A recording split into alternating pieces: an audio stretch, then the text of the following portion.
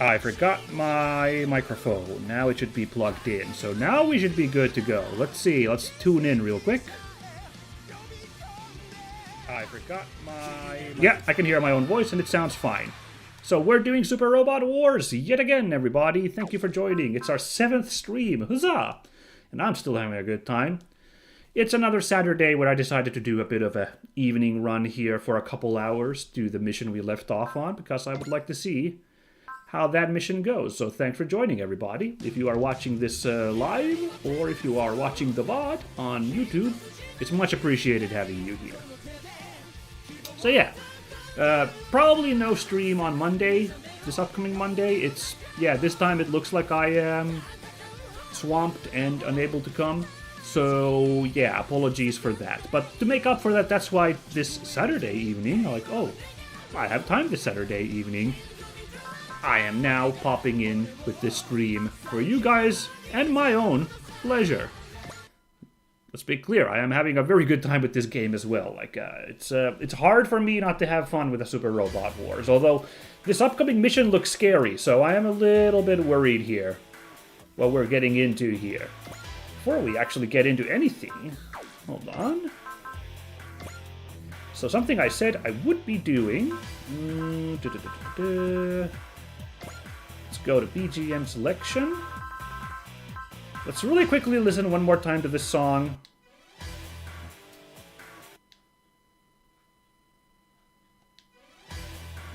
Wait, this sounds like the wrong song. Why is this song set up? Oh, never mind. I was actually messing around with... Huh, alright, cool. Look at that. I don't even need to... I thought I loaded up a previous save and messed around, and then I closed it, but apparently it kept my settings. So I have, in fact, set up... There we go. Set up custom music for the Callan's Guren type special, as I was like... I don't know. I wasn't super feeling this song, which is this one. I don't know, it's an okay song, honestly. It really is, but I really just wanted to have this song. Kaidoku Funo. The second opening to Code Geass. It's such a good song. Someone made a neat little instrumental, kind of Super Robot Warsy version. I don't remember the name of the person who had this on YouTube, so I apologize for not being able to credit properly, but you can find it very quickly on YouTube, so delightful. But yeah, let's talk about what happened last time in this game before we start beating up these flying jellyfish here. Last time, we had the mission in Stockholm with Callan and Allenby, who were protecting Vice Foreign Minister Relina Darlian and Lacus Klein, whose title I'm not a hundo sure. Song Princess, sure. They were being attacked by the terrorist group Val X in Stockholm, and they had sortied in the Guren type special and the Nobel Gundam to fight them, and a lot of bad guys showed up, so it got a little scary, but that's when our heroes showed up, and everything went fine when our combined forces tangoed with those robots. I did pretty well, given the circumstances. And we left on good terms, including Relina assigning her 2 robot bodyguards here, mech pilot bodyguards, to join us for this adventure that we're on. Basically as a sort of a liaison kind of thing. Yeah, makes sense. Good. Sorry, just looking at the settings real quick here. Just making sure everything's fine. Looks like everything's fine still. So, jump forward to this mission that we are doing now, which is in the nation of Orb in the Pacific Ocean in Polynesia, where we have shown up to negotiate with the... Is she president or minister or what? Kigali Yula Atha, to negotiate about our relationship here, like getting the support of the Orb United Emirates to support our A-Advent. Along there we met hotshot pilot Shinn Asuka, who in this universe is being mentored by Domon, is the funniest part. Like, I really like, okay, that's hilarious. And he was feeling rather put upon by his intense teacher. So yeah, the events of Gundam Seed Destiny have happened, all the the friggin' brouhaha there. Gilbert Doolendal has been beaten the crap out of. Shinn, I guess, figured out he was on the wrong side there by the end. So now he's some kind of like a comeback penance tour thing going or something. We also met the pilot of the Infinite Justice Gundam, Atherin Zala. He was there also acting as a sort of mentor guy, but no, it's Domon who apparently does the training right now in this universe. Well, our delightful meeting was cut short when the Yoma Empire has attacked, so we've all sortied here, including Shinn sorting in the Force Impulse Gundam. The Destiny Gundam is still at the shop being repaired after the big brouhaha from Seed Destiny. So now we gotta fight 16 enemies, 6 of which are Combined Beast Gundam, which has been a rather terrifying opponent in this game. They're size 2L and they're like A ranking on their mace attack in every terrain means that these guys have been quite a nightmare to fight. So this, even though there's no like named boss characters in this encounter, I'm a little bit intimidated by this lineup of bad guys. So, but no sense but to take them on. The Gloams aren't going to be a problem. They're going to be our primary morale building chance here. In fact, should I once again actually move the Zelgard last just to figure out like where I could park the Zelgard to give some big morale boosts? That helped a ton in getting our guys off the ground in the last mission. We'll figure it out. Before I move anybody, let's look quickly at Shinn. I very quickly glanced at his traits, you know, at the end of last episode. But let's review Shinn's sitch here. By the way, is it me or were there like proper like PlayStation controller symbols when I was streaming last time? There was something weird with the settings when I booted this up, you know, today, I feel like, because it also booted up on the wrong screen again, so I don't know. I'll have to review my past streams to make sure, but I got this weird feeling like there were proper PlayStation controllers, and I couldn't, quickly looking at the settings, couldn't figure out how to restore those. I guess I could take another quick pass.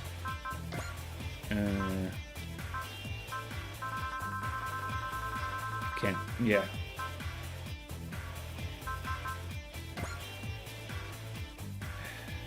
Nope. No. No, how do I get out of here? Okay, hold on, I gotta switch to mouse default. Yes, thank you. How do I back out of this? Complete settings. Okay, never mind. Let's not mess around with that again. My bad. Okay, well, we got to deal with these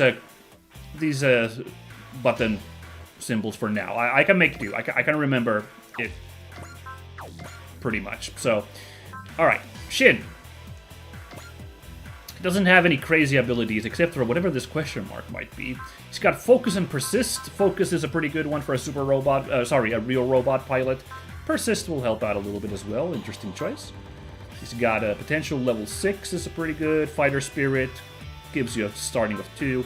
He's very hot-blooded, so he's got morale plus attack, so he gets 1 extra morale whenever he's attacking. So that's interesting. That'll build up nicely if we can like draw out enemy fire on him. Now let's look at the Force Impulses setup here. It comes with VPS armor, reduces damage from non-beam attacks by 2,000. That is really nice. It costs 15 energy, so that's quite a high cost for like a protection ability, but it's a very good like barrier, so that actually will help with those guys and their giant maces. And he also has a shield. There you can see the shield right there. So shield plus that VPS is going to be great.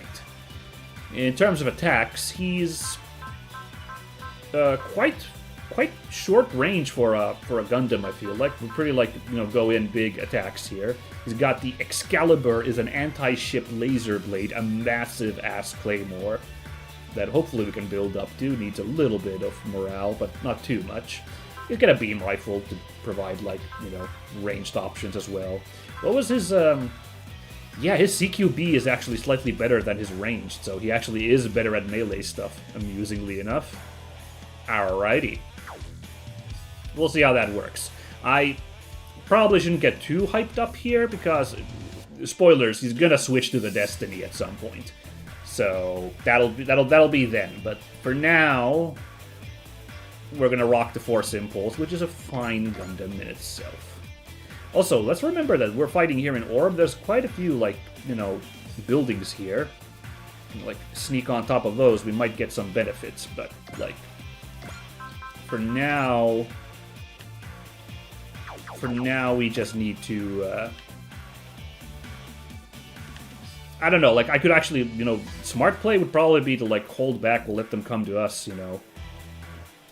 Use this to our advantage, but, like, I'm kind of hunting for that bonus, you know. You can get that bonus if you win fast enough. So, I don't know, let's start off with Tirannado here. Saizo, our poor, beleaguered, like, underdog, question mark?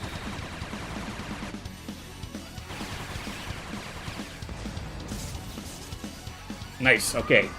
Here's the thing, we're gonna kill these drones pretty quickly, and after that, we gotta just beat up those Gandons. Oh, come on, that was a 33% chance, not a good opening. So yeah, I'm like thinking, do I actually like... Damn, Gauma starts at 110 morale. I forgot that I've got him that, like, boosted with, like, does he give him the item and everything? Yeah. I'm wondering if I should, like, just have my blasters move in to, like, you know, get some morale boost just by killing the loom there. Could Domon... Can't close with that guy. I'll think about it. I'll think about it. But you can see here, like, you know, we got loads of loams here to blow up. 10 there should be, if I counted correctly. 69% chance to hit. Okay, interesting. I'm not going to use a persist for just a loam, although they might start beating up on him pretty quick, but that's fine. This might be a little overkill because it's like 40 energy. Let's do a Mazinger Blade. Right, I should probably use the Mazinger Blade. Lower energy cost, and it'll still, like, get him in, like, 2 attacks, this enemy. Gotta also be smart here with our use of energy, I suppose. Have I even used the Mazinger Blade yet? I don't remember. Here we go.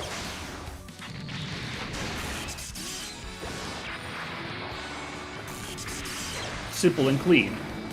Did he do like a little Bruce Lee, like rub his nose moment there at the end? I gotta see that animation again at some point. That looked really fun. Alright, so this attack misses. Of course it does. I would have actually liked to get a shot to the beak to help morale growth there. But whatevs. Oh, he got 2 already. Does he have morale plus attack? He does. Okay, that's good to know. I don't know, I'm just pushing in here with everybody, you know? I don't really know. Don't have much of a game plan here, so doing a really simple, like, forward creep here to begin with.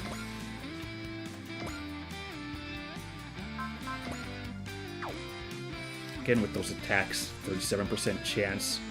Well, I'm on this terrain which will provide us cover, though, so...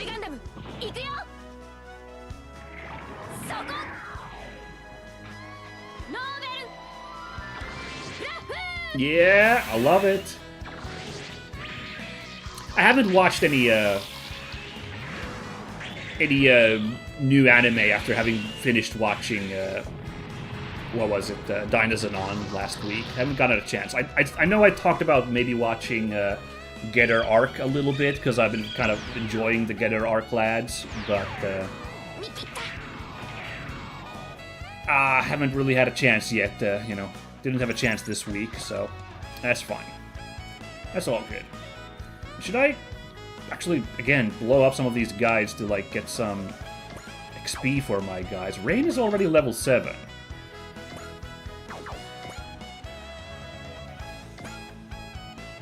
Oh, yeah, actually, maybe I'll just have Rain fix Saizo for Hexies. Yeah, the issue here is I don't really want her to go in the water. because she's bad in air and water. So the air is only there if, like, I'm stuck in bad terrain. And water is, like, a real last resort thing, so, yeah. Alright, I guess we're blowing up a guy with, Combattler V. He needs a lot of,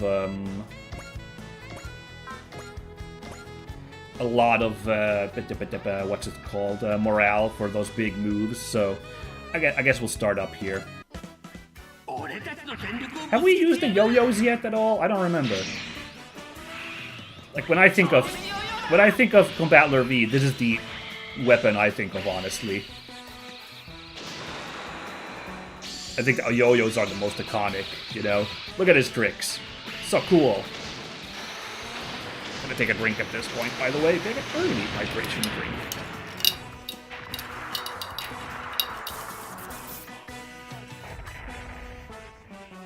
Nice. Clean kill. Little bit of an issue there when you're hunting for morale is that kind of also ends up with these guys leveling up way higher because, like, you know, prioritizing them with the kills. Alright, so Raideen. Again, he's the weird guy who has A rank in water, so we might as well go a little bit skinny dipping. These guys can't do much in the water. It's not gonna help when these guys push in, so it's just there for funsies to provide cover from the glooms. It's not useless, obviously. Like, look at that, only 10 damage coming from this squiddy boy, but, you know, just be aware, it's not gonna save us once those combined Vs start pushing in, which are really danger close, honestly. The Yoma Empire showed up here too, huh? Don't underestimate humanity. We'll work together to bring you down. Just you watch.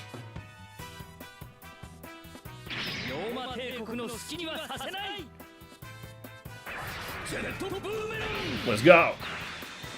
By the way, I was thinking about the matter of the oldest series in this being featured in this show, this game, and it is the oldest series for sure is Raideen. God damn it! I really would have liked to get hit there. You know, 10 damage to get another little morale boost from that little tap in the nose. He'd be up to 103 after that. You know, God dang it! Oh well. Yeah, sorry. I was saying, like. Yeah, Raideen's definitely the oldest series in this game. The oldest mech might be Great Mazinger. I don't remember when Great Mazinger, the animation series started. It's 70s for sure, but where exactly it lands, I don't remember. Please let me know in the comments if you recall, or I'll look it up for next week. Whatever, I don't know. What was I thinking? Sorry. The slight catch here is that the series being featured in this is Mazin Kaiser versus the Great General of Darkness. That's the property being featured. Is it an OVA or a film? I don't remember. The Great Mazinger design is older than that series, but the series being featured is fairly new, you know. So Raideen still technically wins on all the series, but. Alright, let's general strategy here, I guess. Ooh, can we actually drop in the water already? We could do that. Let's not, though. Let's go after this guy, since Kamui has such good movement.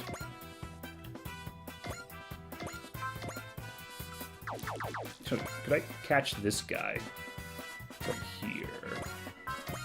No. So let's stay at healthy distance over here. Oh, hold on. I want to be on the square, but, you know, obviously, once again, we could just... Well, no, actually, hold on. If I go on this square now and use Getter Arm, we can, in fact, reach this guy. You know, and he can't even counterattack. Okay, well, that's, again, annoying. I would like a little bit of a tap on the nose on my big robots for extra morale growth, but okay.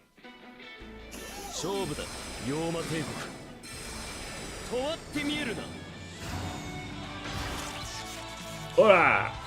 Career. I do like the animation there. It looks really cool how he's dragging out the pipes on that robot, so that's neat. Oh, they're looking a little helpless out there. Big robot. Not even a robot, I think. They're just goofy jellyfish. Alright, can we reach that guy? We can with this attack if I wanted to. I guess open up already on these dudes. Yeah, why not? Oh, actually, this attack is... yeah, let's not. Let's instead...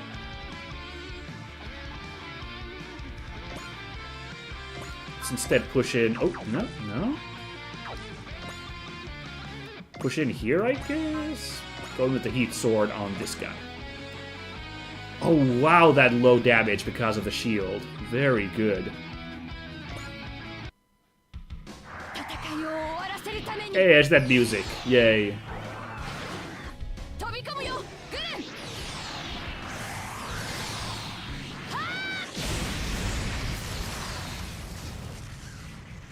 Yeah, look, I want to do like over half damage to them so I know I can blast them away on the enemy phase, you know, if I don't blast them this turn.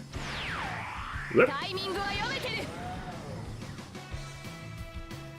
Yeah, all the attacks that I'd like to land, my guys are like dodging. Very smooth, but like, very annoying. Alright, let's get a kill for Domo. Oh wow, enough to kill even these guys. Nice. Let's do that. With the Vulcans. Just to like sneak in a kill for our guy, you know, get a little bit of morale for him as well. Hope we can get that hyper mode so we can start like really punching the shit out of those Gundams.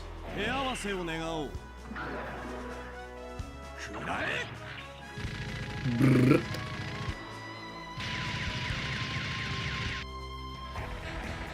Yep, that'll clean them away. Ooh, really close to leveling up there. I love it. Ooh. Right. Okay, hold on. So we're actually... Yeah. We're S rank on ground, which is kind of insane.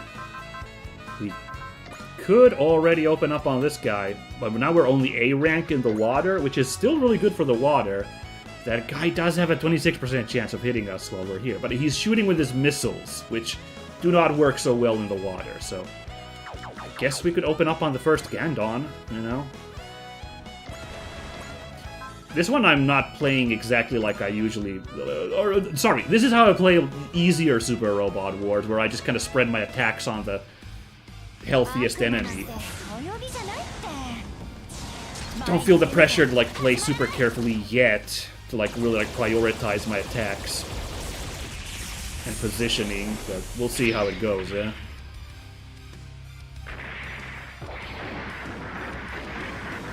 That's actually funny. He's got a gun arm, but he also has some missiles with the dragon mouth thing, so they have some purpose. Alright. Alright, Dynazenon. Can't get a guy with that.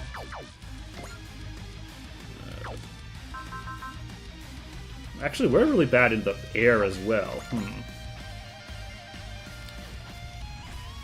This might also be a reason why we maybe wanted these guys to like let them come to us, because yeah, we are not super good with a lot of our units in the air.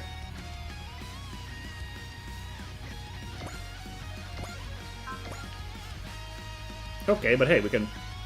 I was thinking we kill a guy to, like, grind up some, but like, now we can also go in here. Damn. Can I actually... I could just shoot a guy from this position. Wow. No, but I do kind of want to spread my attacks out, so, you know, I don't know. He's got a head start with so much morale, you know? Let's have him go after somebody else here.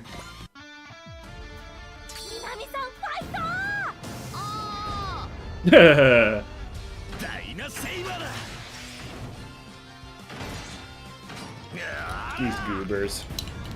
I'm not sure if we think about if I want to compare Gridman and Dynazenon, which the older I get, the more and more I think. I don't know. It seems a bit gauche to like compare anyway. In general, like compare parts in a series instead of just like discussing installments on their own merits. God damn, how is this happening? I hope this luck pervades with the Gandons. This constant dodging for, like, no effort. Yeah, I'm sitting on this one to figure out, like, how could I position to help out with the morale boost here? Like, here would be a good spot to get these two guys, you know? Maybe Shinn? I'll figure it out. So I'm saving Zelgard last. Anyway, yeah. So like, but you can't. I'm even thinking this. I'm too weak to like not meditate on the matter, despite like like I being like I don't know if like it's cool to like compare installments like that. Like I'm still like doing it but it's hard. I don't know. It's been a while since I watched Gridman, but I remembered really liking Gridman. And I did like Dynazenon, but it didn't blow my socks off as hard. I've been laughing about it here for you guys.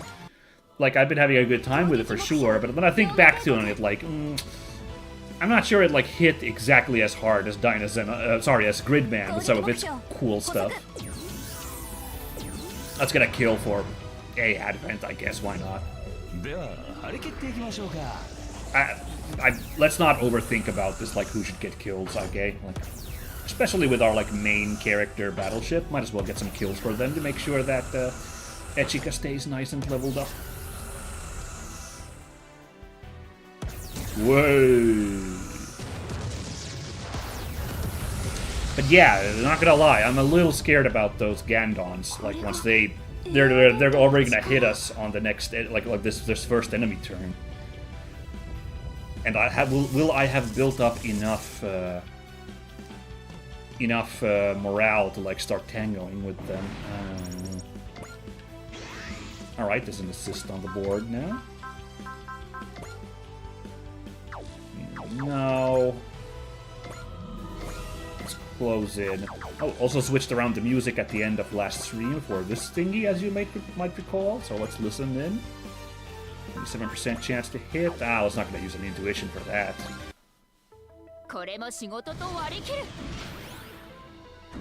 Let's listen in.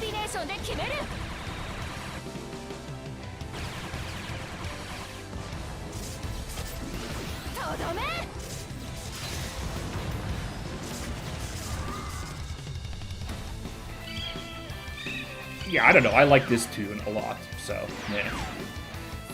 So my gut instinct says to me that Gridman was slightly better than Dynazenon. All I can think of, at least, is that the finale was like way more hype. Like, the finale was fine in Dynazenon, but it was like so radical in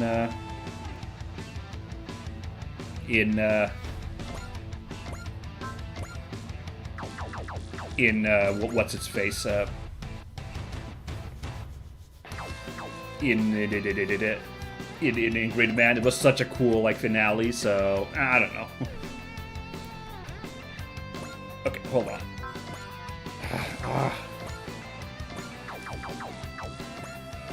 So if you're wondering what I'm doing here, I'm trying to set up in a way where I could, like, Dynazenon doesn't have to get in the water, and I could position Zelgard to, like, provide a morale boost to these three yuckos. But, like, I wouldn't want to really shoot this guy down, because that's the only one Zelgard's going to be able to attack if I move there. That's where I want to position Zelgard. So, yeah, I don't know.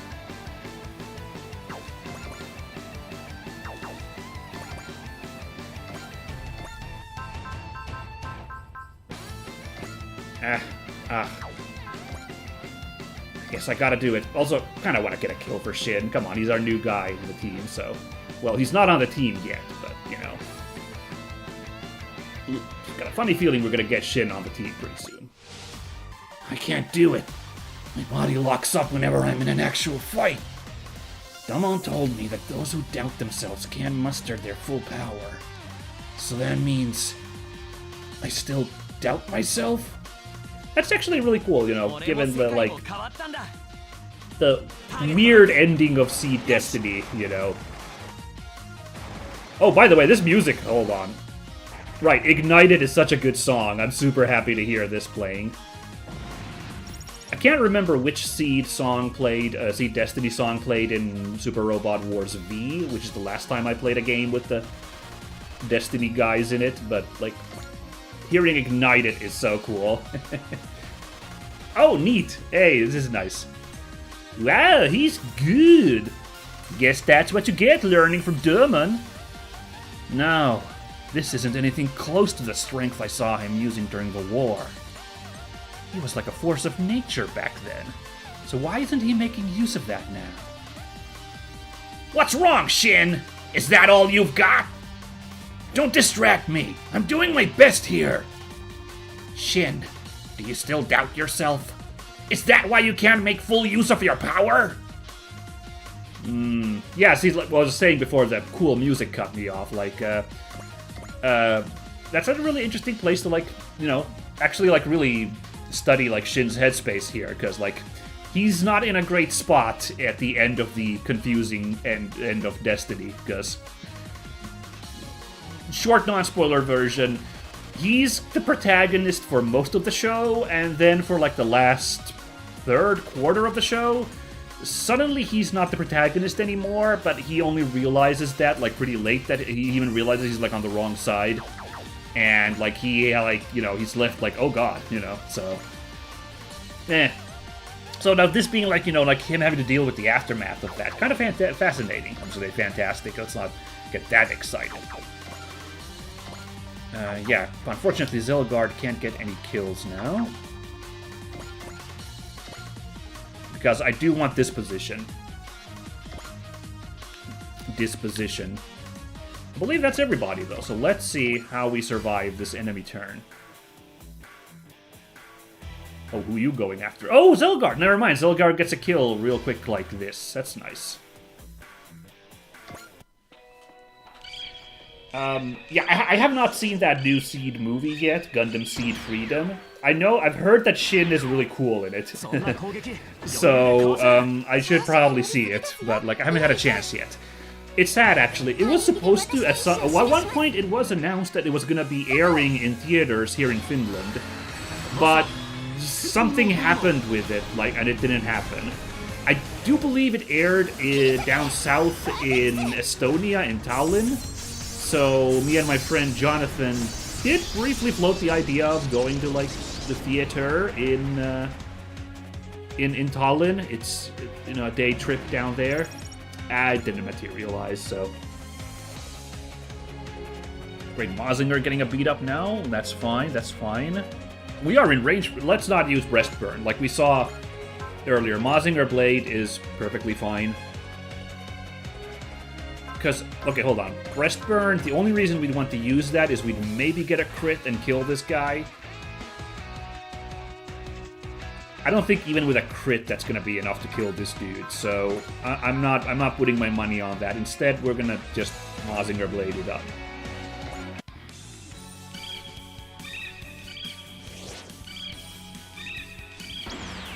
Ooh. Alright. There's a bit of a lump in the nose there. Get that morale growing. Oh yeah, I gotta watch this again. Like, does he do the little nose wipe?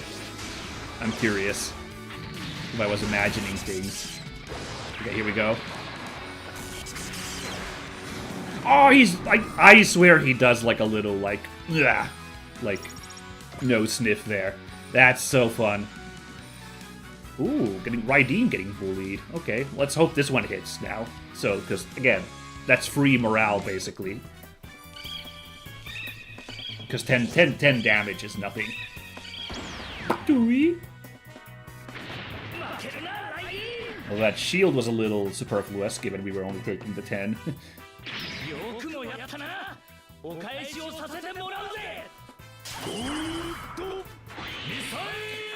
Now, honestly, we'll have to see how it happens once the Gandons start, like, ramming into us. But, like, we're doing really good here. So I'm wondering if there's going to actually be even more enemies showing up, which is going to be crazy. Oh wow, level 8. Nice. Have even more enemies menace us, like... Because I think we're doing pretty fine at the moment, you know? Right, he's becoming a buster here. Okay, that's fine.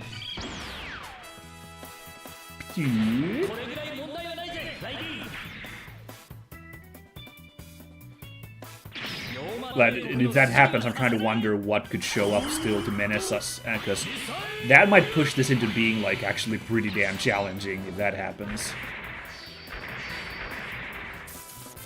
We'll see. The DLC mission was really challenging, and the level with that Toenko guy, the Easter Island mission, was also, like, pretty alarming, so... But the Stockholm mission was not all that bad, so... Curious to see where this all goes, you know, difficulty-wise. By the way, I have heard a little bit. I have been spoiled a little bit, I've heard. Like, but it's not as much of a spoiler, because I kind of knew this would be happening, but... You can expect a certain boss to show up. A certain series, you know, is featured in this game, you know, which has a very hype enemy. Basically, let's say the enemy's name is in the title of the series. And I've heard that, like, as a boss fight, this guy apparently is incredibly challenging, so... We'll have to see how it goes, you know. But first, that's, like, probably late game, obviously. We'll see if I can even stream that long, this one series, you know? But before all that, a short little interlude with the story here at Orb National Defense HQ. Oh god! The freaking robot agent guys, they don't really have elf ears, but they have kind of weirdly pointy ears. They kind of have, like, elfin qualities, I feel like. But they're robots. So anyway, they've gotten into the HQ. That's not good. Who are you?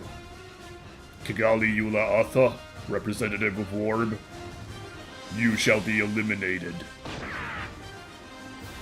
Ugh. Mission. Failed. Sorry I'm late, Kigali.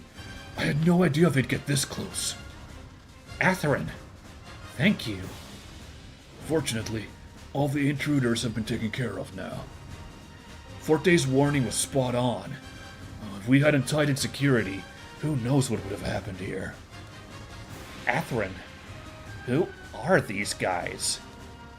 I think they're with Val X. There have been similar reports from around the world. Oh, that's right, I only now. Yeah, right. Because the Yoma Empire is not affiliated with Val X, as far as we know, so this is actually, yeah, this is real rotten timing for them to show up, too. Which, ooh, does that mean we're gonna have the Val X boss show up as well? Oh boy. I still can't believe they managed to get this close to the heart of Orb. Yeah, the world may be in a worse place than we thought. Okay. So that drama's happening. Atherin has routed all the intruders who broke into Defense HQ. Nice going, Atherin. I knew he could do it. Don't celebrate just yet. There are still more coming. Oh, geez. Okay. They're so far away from our position, too. Oh my god. Is this a defensive mission, actually? Have I made a huge blunder moving in the way I have? Multiple mobile armors confirmed. MAs? Then they can't be with the Yoma Empire, can they? No, it's probably Val X trying to take advantage of the situation. Oh no! That's where Kigali is! I don't think so! Shinn! Wow. Shinn! Wait, I remember these MAs. They're the kind I was fighting when something awoke in me. I was mad at Orb for how selfish they were back then, but things are different now. Interesting. No. Now's not the time to be reflecting on the past. I need to focus on the present instead. I'm fighting to protect Orb right now. That's all that matters. Oh! Okay, I thought we'd be, delaying that a little bit there, just teasing it, but okay.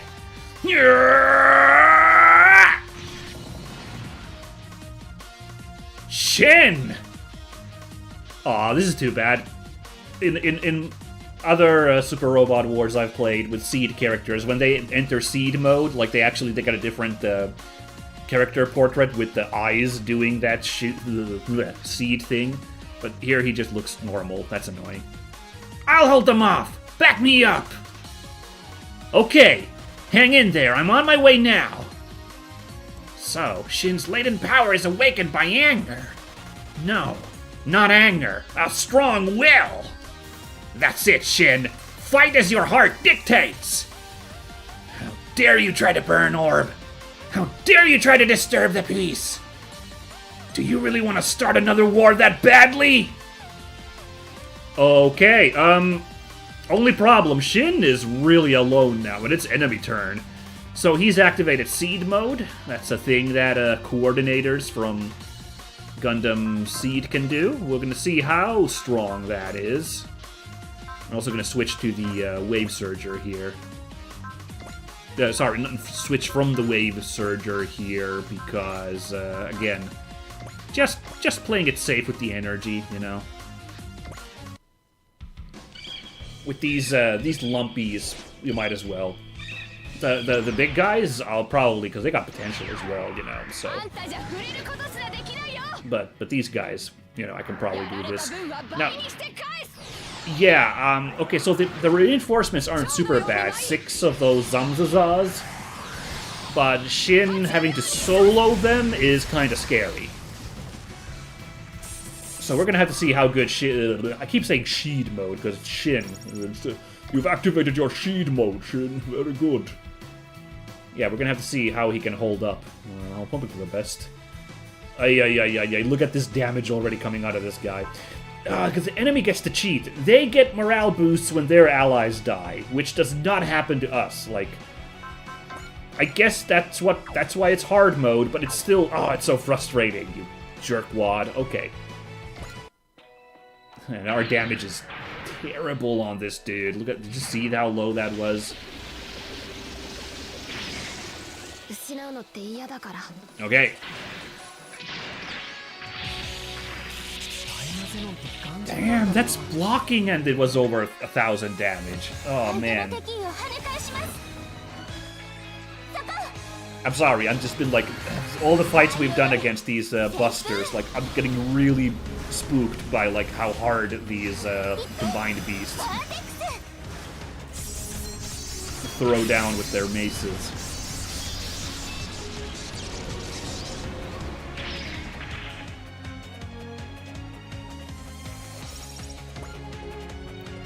Alright, this guy moving in, going in. Ah, yeah, he's like, you're hiding in the water. That's quaint. 100% chance of hitting. Should I? I will tank it, but we're gonna have to... We can't take very many of these. We already got Psychic Ray God Alpha ready to go, so that's good. Look at that. That's gonna put a dent in this guy. Because he's unlocked his, like, mid-tier attacks now.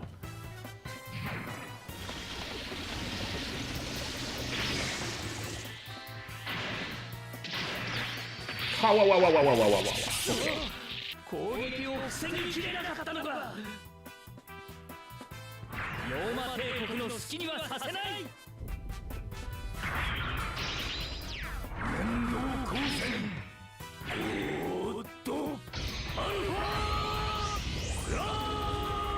Yeah, fire some Technicolor. Look at that.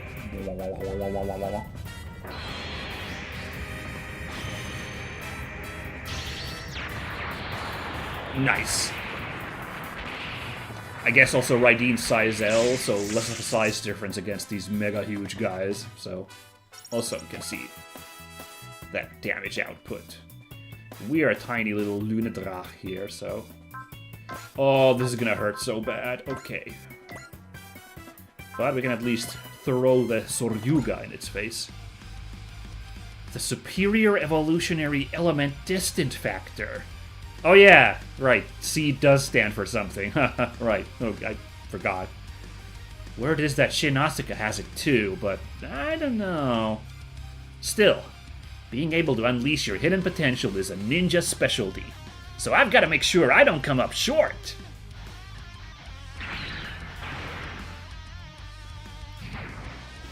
Oh boy.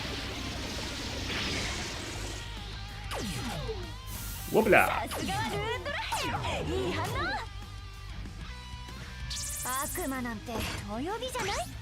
Here we go.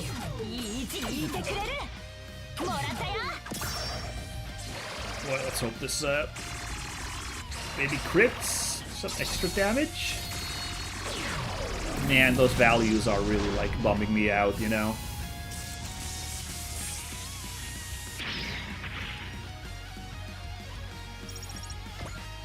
Alright, and then is this the final one already? Alright, that's pretty good. Ooh boy, we got that shield, but this is still gonna hurt like a mother when this lands. If this lands, let's not despair, but... Okay, come on then.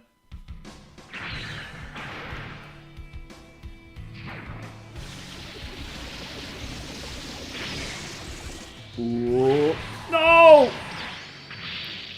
Ooh boy.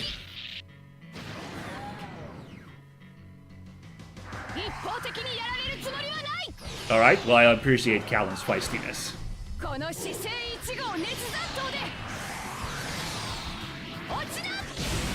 Here we go.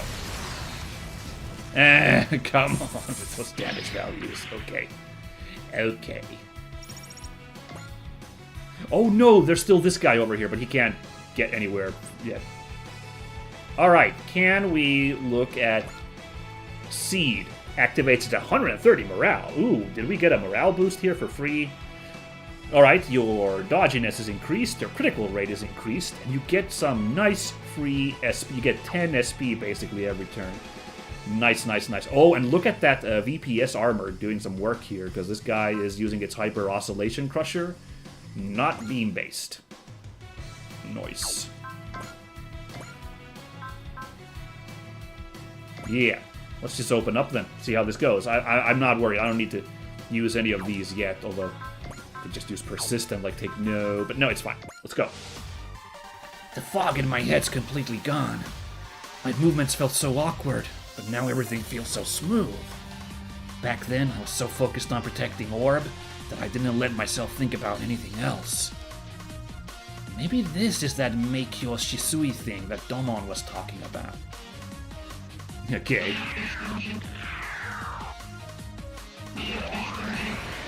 Come the claws! Nice! Poor baby, had some fun. Oh, look at that! He's got the seed eyes in that portrait. Okay.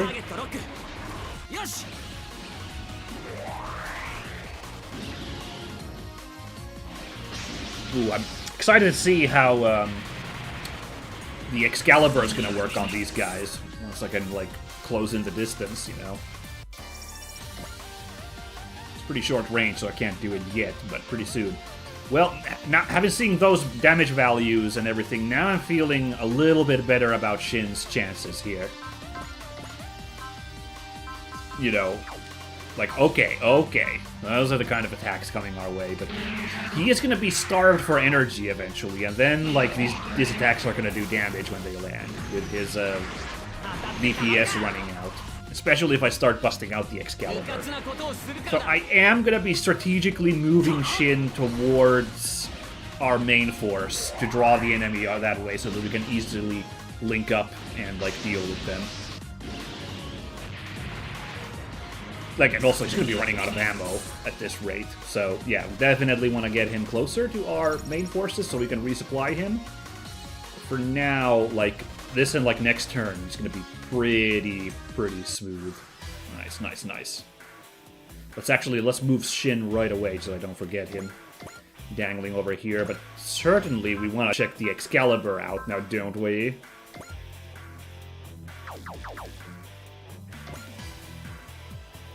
I was thinking of landing on a terrain to, like, get the terrain bonus, but can't really do that, so instead we're gonna move this way. Okay, these are big, healthy guys, so big, chunky guys I'll use my strongest weapon on, not worry about the, like, health being left. So, let's go.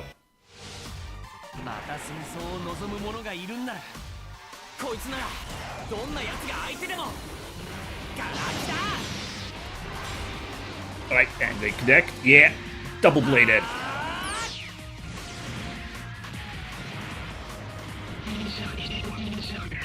Oh, wow! Wow, what an opening for my boy Shinn. Nice. Freaking good stuff. Well done, Shinn. Oh, our assist is way up. That means we can call in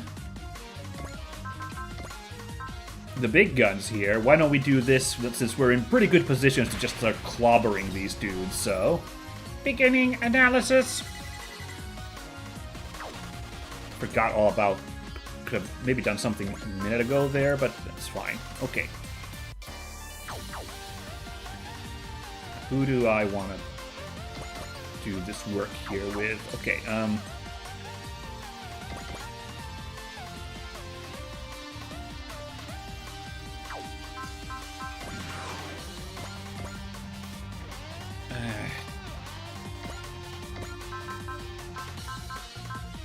can't do Burning Finger yet, so I guess we could do this. Oh, geez, those chances. That's not good.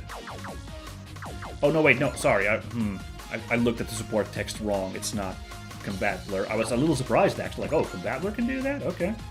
No, instead, let's go over here, then, and pile on. Pile on against this guy, then. You know, have this little cluster of dudes fighting out here.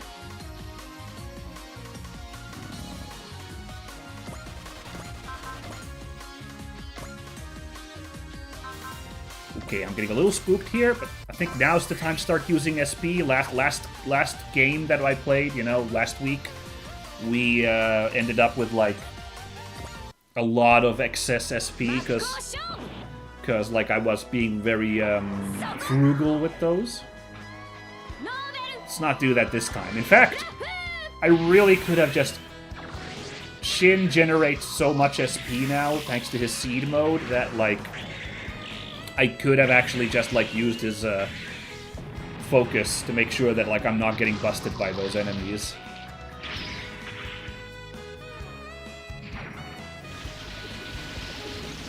Now let's see on his turn if we do that. Whoop! Oh, lucky. Oh, no, lucky. I used focus. Duh. Duh. It was on purpose, not lucky. Silly me.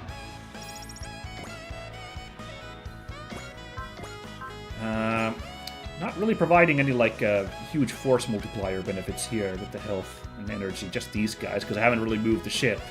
But this is a good position to, like, wail on these big guys. So, especially here when they can't move. So, let's go. Man, I used analysis on these guys, and still these damage values are not blowing my mind.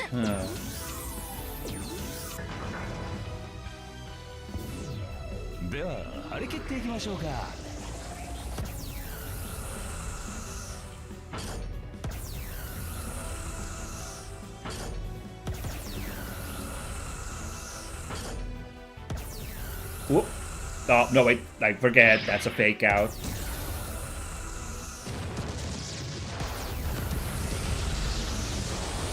Very good.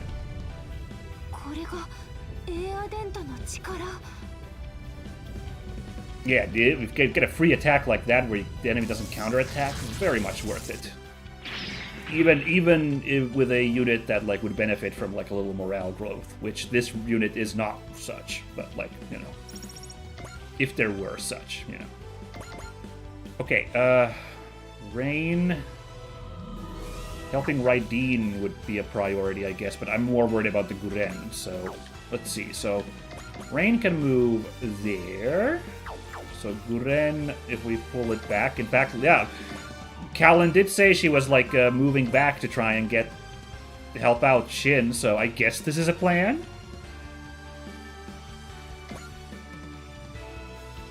Oh, really? No, 0 damage. That's how, with the potential on her, that's how good, okay, that's how good the, like, shield is now. Neat. Ooh. There we go. It's Morale going to, well, I don't know. She's gonna be helping Shinn, like, duke it out with those Zamzazas. Then I guess it's fine that she gets a little morale growth, so we can get that, Wave Surger for her. Nice. Ah, right, then I was setting this up here, which now has been ruined a little bit on account of Shinn leaving the place. Whoopsie-daisy.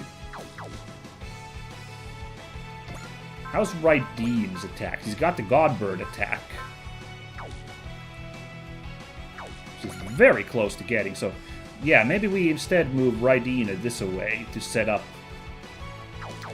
that sitch over there. Very good. So first, though, let's do this.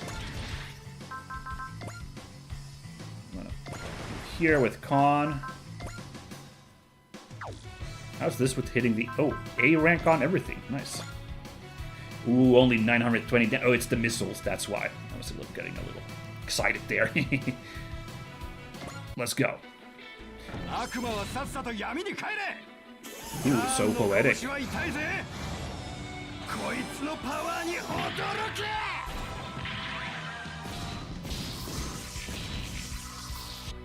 Yeah, pretty good.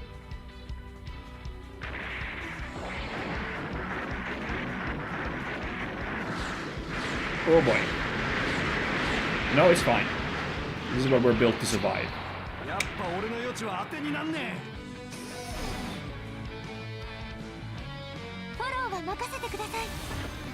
Okay, we're in the water. That's not the most optimal position, but sure.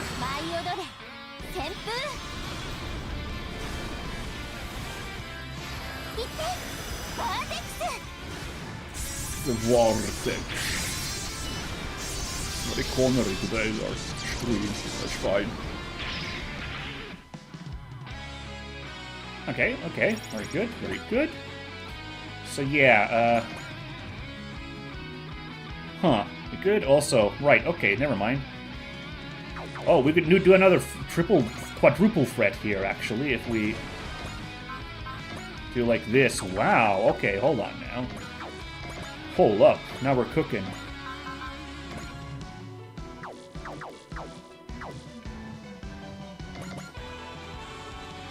Right, we could.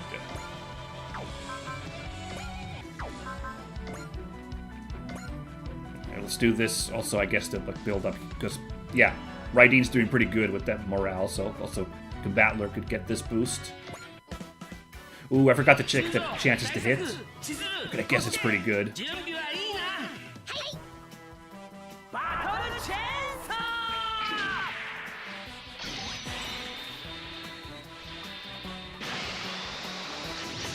Oh yeah, oh yeah. Getting rid of one of these guys, huge. Really appreciate that. I feel like this is the same 4 dudes we gave the morale boost to in that last mission as well, huh? Weird how that, like, keeps happening, but of course these are the guys who really, really benefit from it, so...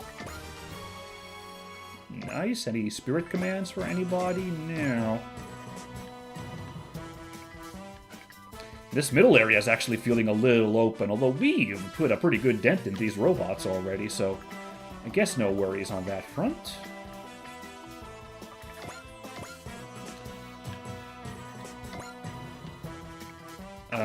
Yeah, we're just gonna move him here.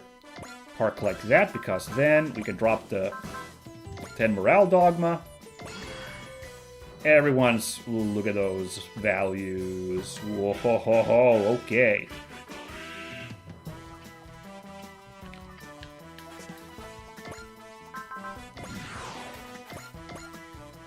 Okay, unfortunately, yeah, we're gonna have to go flying now, because we can't really close in otherwise. It's too bad, but like I do wanna get in there and start like knocking some lumps on this guy. Now let's see here. Let's see if we could do. This one's now gonna hurt a little bit. Not the worst thing in the world. Dynazenon has a lot of health, but like probably we could start playing a little more careful. So let's, yeah, so I don't forget to use these abilities. Let's drop a flash. Alright.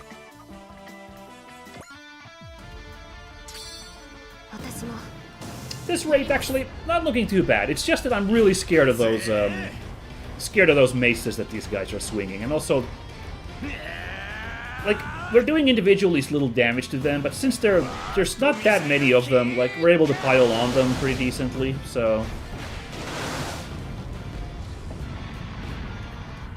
feeling actually pretty good about my chances on this mission now, you know? And also, like, maybe getting it done really early so we can get a big money bonus. That'd be nice.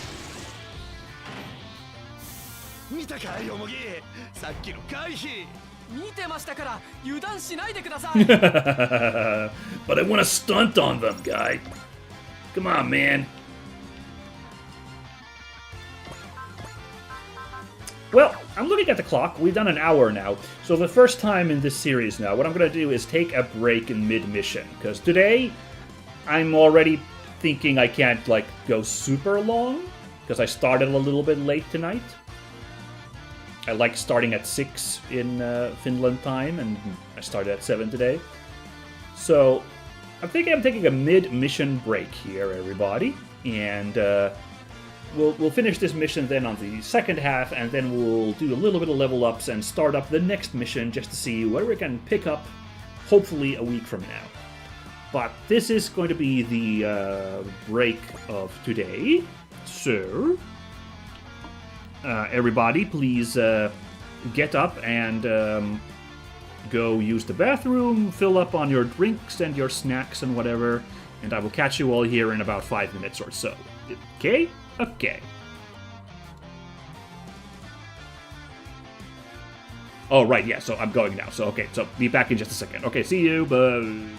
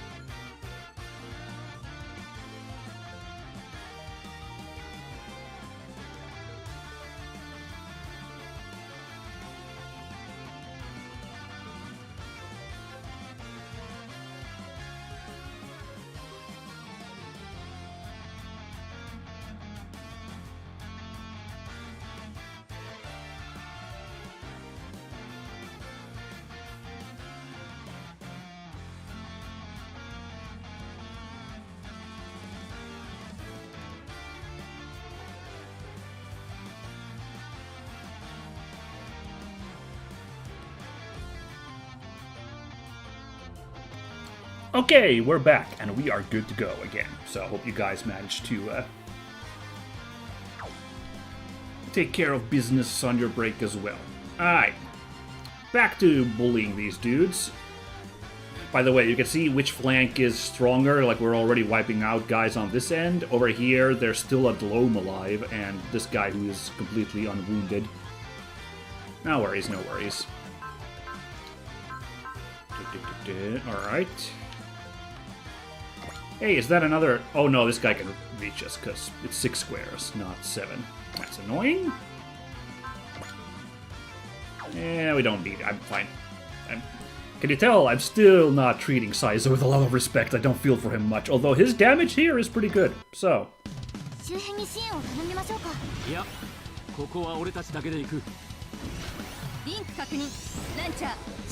By the way, I was thinking about these two guys, the Super Robot Wars T protagonists, Sagiri and Saizo. And I was wondering, like, why did they introduce the, like, shift there, and then we didn't get it? I can understand from balance reasons not to have a second battleship this early in the game, if that's not the intent. But, I do realize why the, like, rest of the battleship was there, though. It's to have the rest of the cast here, all these guys that are, like, 2 pilots are talking to. Because if they weren't around, they'd have to record a bunch of new, like, lines for the T protagonists to have dialogue without the supporting cast there, and I imagine they weren't looking forward to doing that, the developers, so that's why this happened instead.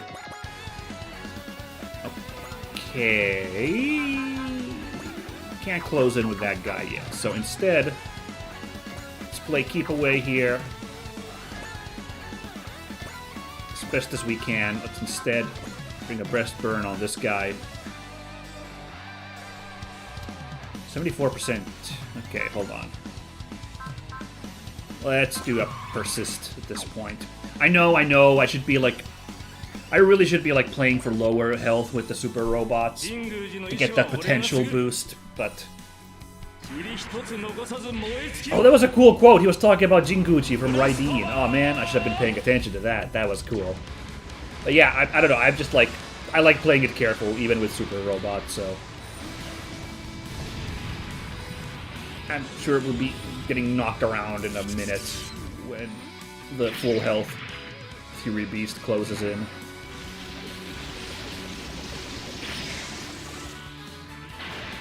Oh.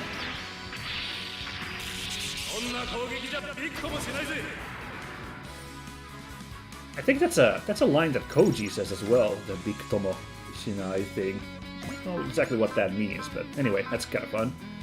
Oh man, I'm really annoyed that the Zelgard itself doesn't get a morale boost when like you know, uses its like dogma, because we can't do Tempesta. We're still stuck on Vortex over here. Oh well.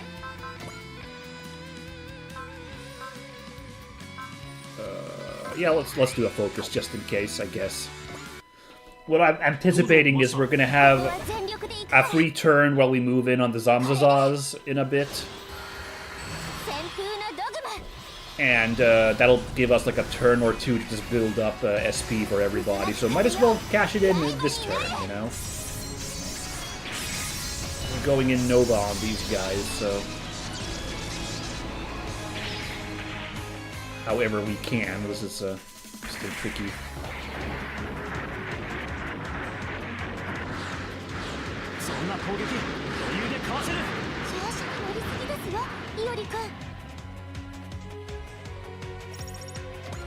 Noise?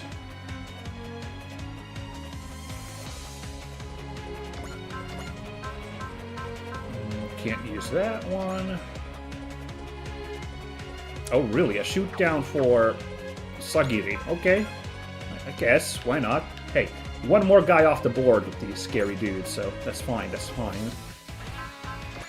Yeah, 98% chance of hitting, so I think we'll risk it. If I miss this, then, like, whatever, man. It'll be worth a laugh at that point.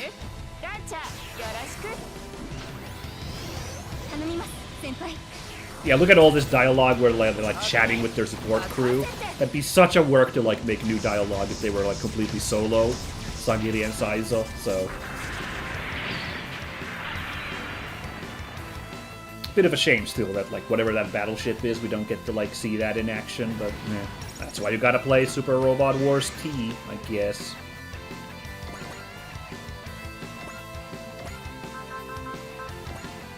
Ay, okay.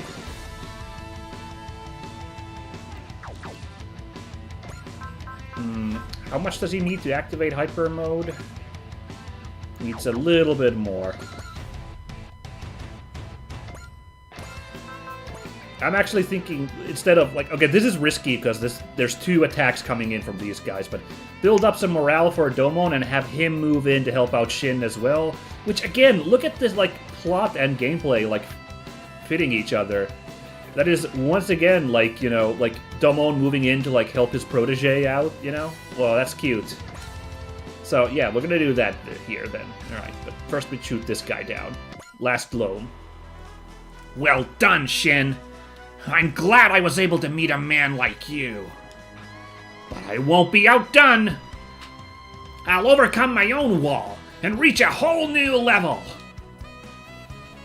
The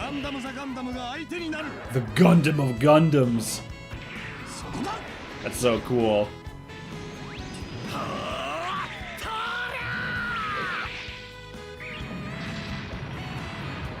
Very clean kill. Wonder if I could have just Vulcaned it. Whatever, that's fine. That's not a huge resource use there. Very good. Oh yeah, and we're still sitting here. I forgot this. Right, okay.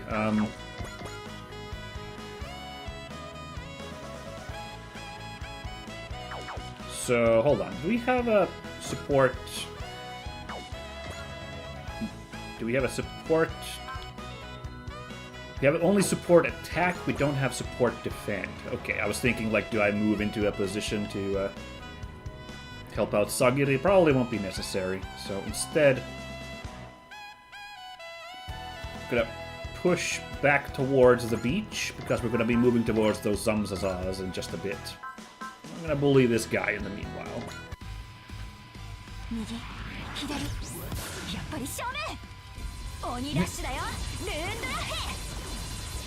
Let's go, do some ninja moves.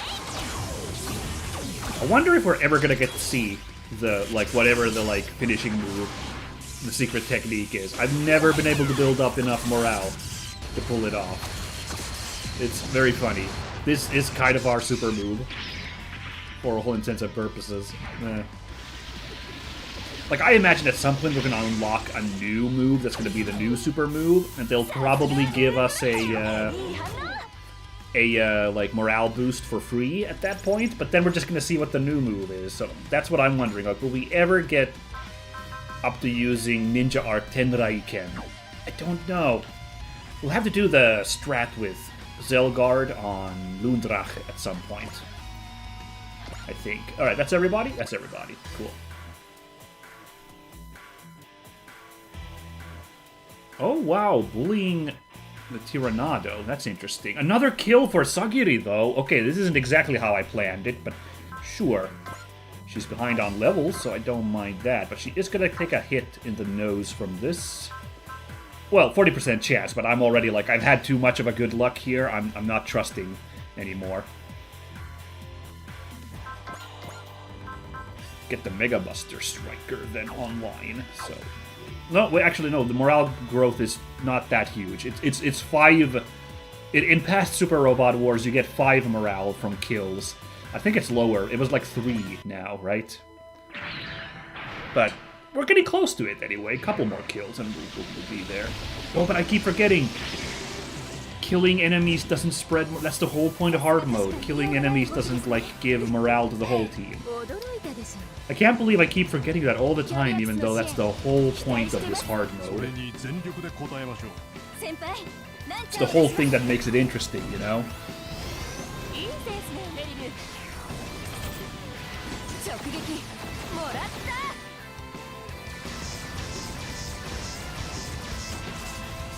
Okay! Squeak out a kill.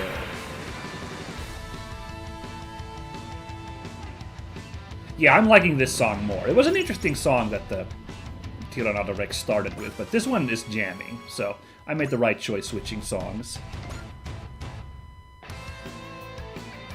Oh, this one's bullying Raideen and his low health. Oh, you dirty guy. Okay. Mean, but I'll do it. Nice. We will also unlock Raideen's strongest move now. He's only 1 morale away, and this hit will do it.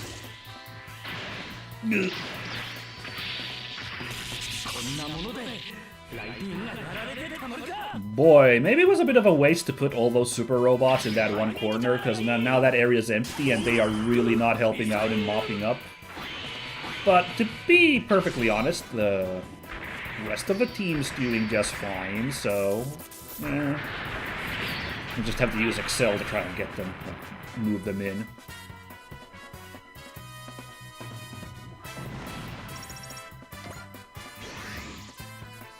Oh, assist went up. I was like, wait, what was that? Okay, and there's that. Oh, nice. Get that hyper mode for Dumon is what I'm looking for. I'm gonna drop a persist at this point. Actually, I don't need the extra hassle of like his health being as low as it's gonna be. So I'm gonna do that.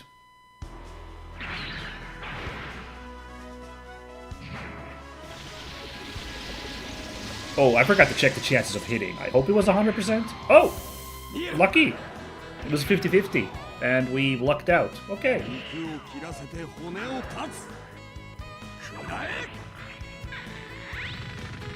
Oh, really? With the Vulcans? Wait a second. Wow! Those are some beefy Vulcans. Damn! I did not expect that. I wasn't paying attention to what attack he was using. Alright. Well, this guy is now in a load of trouble. Oh, he's going for Great Mazinger instead. Okay. I already used that one persist. I guess I'll eat this and we'll figure it out. Like, Rising Gundam's right there, so we could probably fix this. But...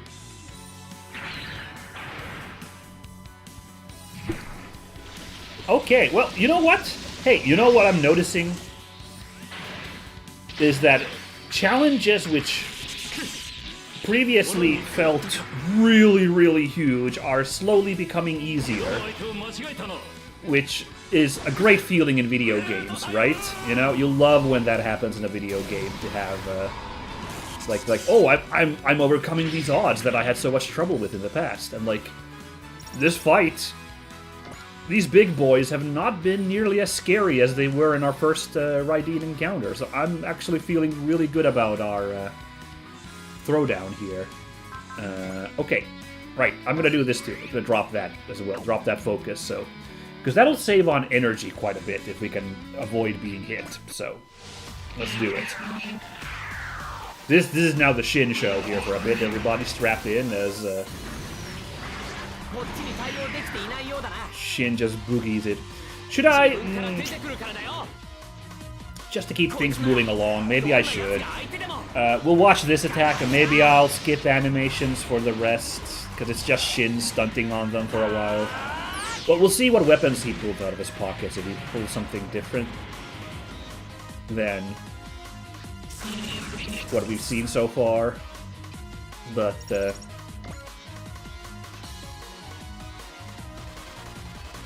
for now, yeah, look, we'll just do this, okay? No, I know I like watching these fights happen, but I'm a little conscious, I know, of like, man, these are really stretching out these streams when I let these animations play out, so... oof! So let's... okay, let's let the... well, it's too bad, though. It would have been really nice seeing Shinn just destroy that guy there just now, but alright. Alright, this I want to watch, though. This one's getting interesting. So, demo back on. We've got the Wave Surger! Oh, wow, when did we get enough morale for... whatever, doesn't matter. Let's pop that bad boy out. Look at this, the damage immediately less scary than the big combined beasts.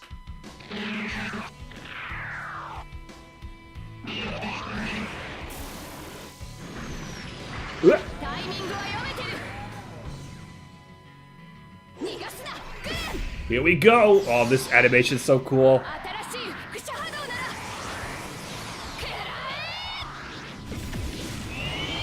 Yes, drill hand! Depositron Vector does nothing. Ah, with this music too. Oh, I love it. Oh, next one lining up. Get knocked on the head. Oh, but look at the energy sitch. Yeah, this is now getting a little dire.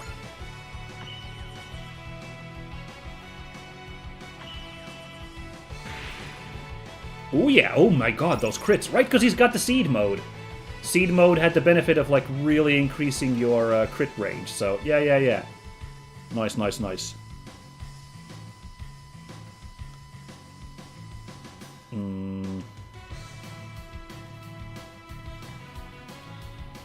Yeah, I'll do it still. Dodge. But I gotta say, like, even though, like, we're saving time here, like, I don't know, I personally find it uninteresting watching that, like, screenplay out like that, so, yeah, I don't know, like, it's just not my style. What is my style? Hold on. Just getting in here, so let's start helping Shinn now, because he's really low on, you know, stats there, so we'll move him this away. Not enough to kill. Let's bust out Excalibur. Alright, we'll watch this. We get his music playing also. By the way, was it just Callan's music there playing while Shinn was stunting? That's kind of fun too. That also works, but yeah.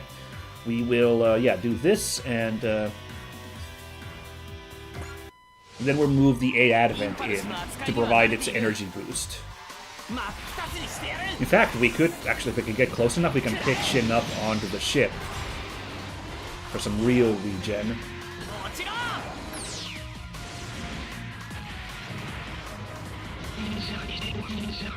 Damn, Shinn is gonna get an MVP, I think. The way he's, like, putting on a show against these Zamzazas. I am delighted for one. Ooh, assists are up. Hold on. Let's see. What could we do with those?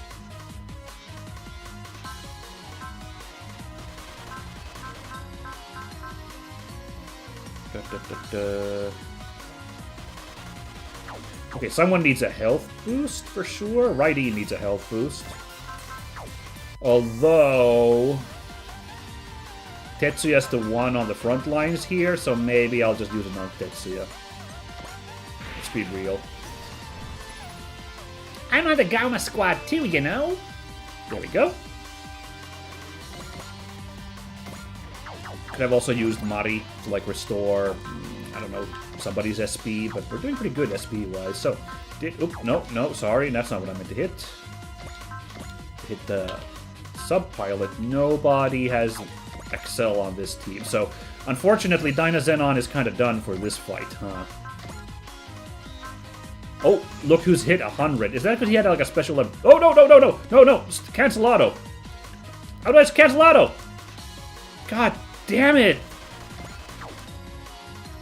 I hate that the auto button is the giant middle button on the PlayStation. I did not mean to do that. I meant to check the pilot info here. Did he have, like, the... Yes, he's got +6 SP regen from his psychic power. I meant to move him towards there. I'm so annoyed. I'm so annoyed that I hit that button. I've been so good about not doing that. Anyway.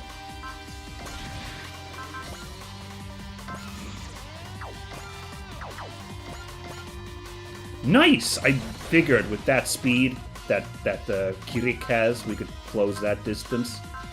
Very good.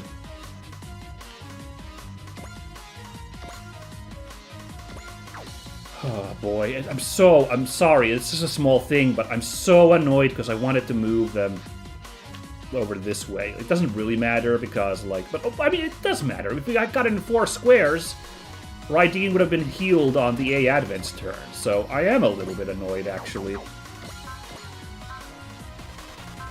Oh yeah, we got Trust over here. I don't know, I guess I'll use that on Raideen to make sure that he's doing okay health-wise.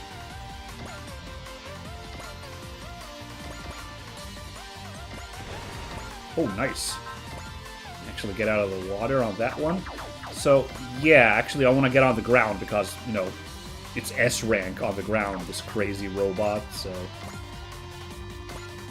Can't reach a fight there, so instead, move there, but yeah. Alright, this was an interesting... I really enjoyed this mission, actually. I was really scared to begin with, but... Well, maybe it's celebrating a little too early here, but... Ooh, 0%. Look at that huge benefit from being on the ground. It's nuts. Now, this isn't a huge help. Our little pea shooters here.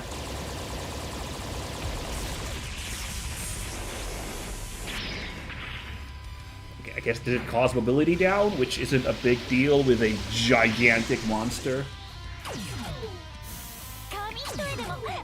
But, you know, a little bit of extra damage there. Make life a little easier.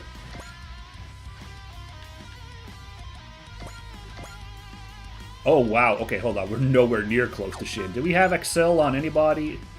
We do. Let's use these abilities.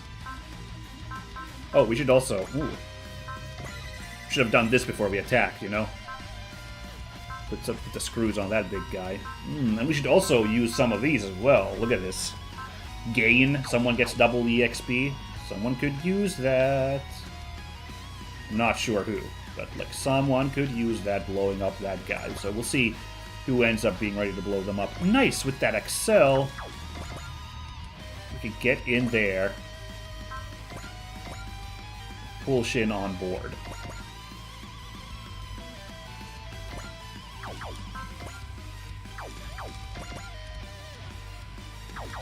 Let's move Rain last because we might want to be fixing somebody else up there, but...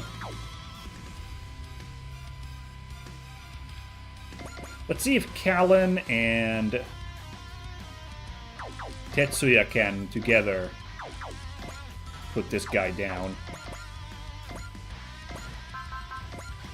Whoa, that's shoot down by itself? How's that possible? Oh, that analysis, I guess, really did something, huh? Okay. What about breast burn? It's not enough to kill. What? How the heck is Callan hitting that hard? Okay. Yeah, nice support attack there. Oh, jeez. Maybe we should have Allenby and... Yeah, actually, I did mean to have Callan attack the Zamzazas anyway, because that's kind of what the story was setting up, so I guess we'll do that. So... Alright, well, I guess we'll do this to make sure this guy dies, then. So, I guess Allenby gets a kill. Okay, sure. I guess it's gotta go like that. It's on the ground. Stats on the Noble Gundam are better on the ground. I'm not sure if it matters when you're support attacking, but I will do it anyway. Who knows?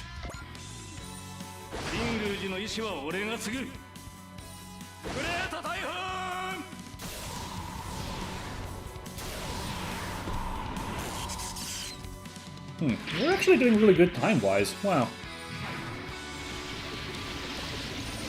If I was up to doing 3 hours, we could actually maybe do a little bit of a next mission.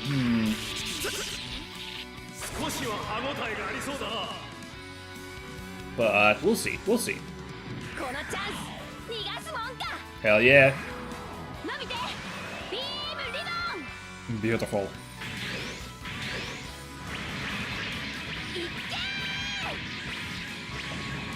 Well, you know, honestly, actually, now that I'm thinking about what we could do, this guy's cooked on his turn, and I'm pretty sure we can beat him.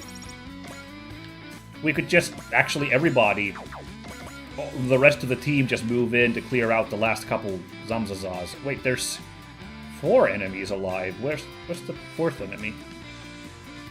Oh no, there's 3 of them. They're in a horrible pile there, so I couldn't tell. Okay.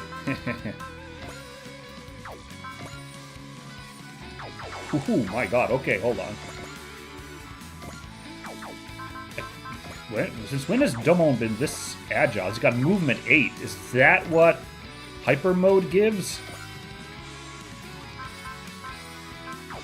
Has he always had movement 8? That's crazy. That's so huge.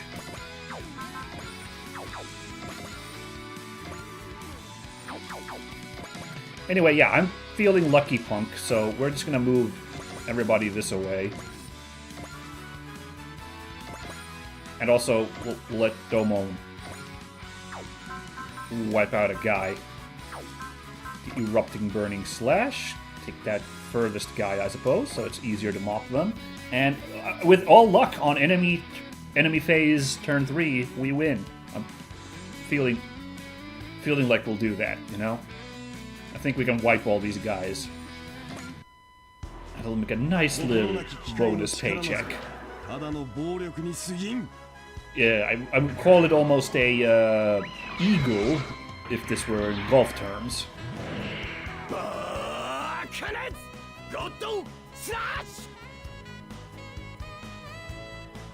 In fact, yeah, technically, yeah. If you're playing a five par hole, then yeah, we're technically getting an eagle. G Gundam. That's still funny. That's very sad there.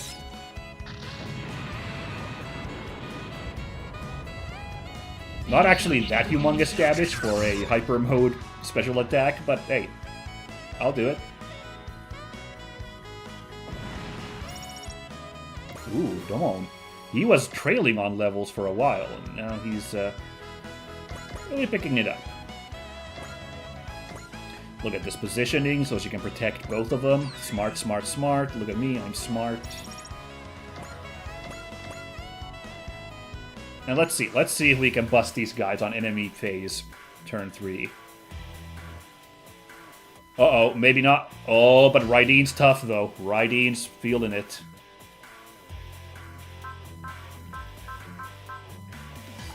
Well, turns out that the AI moving Raiden there turned out to be just fine, actually, because this is exactly what we needed, then, I guess. But it's still not what I wanted to do. Like, this guy would have attacked somebody else if Raiden hadn't been in that position. I didn't really mean Raiden to bust another guy. Tetsuya could have used another kill on his board, you know? Anyway, yeah, I really saved time when we didn't watch Shinn's style on those Zamzaza, so we're really good time-wise, actually, on this stream, but I'll probably keep it in 2 hours anyway, so that I can call it for this lovely Saturday.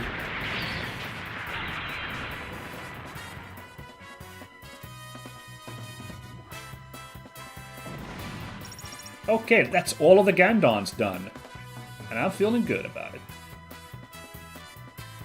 Cool. Use the Wave Surgers to kill one of these guys. Let's go.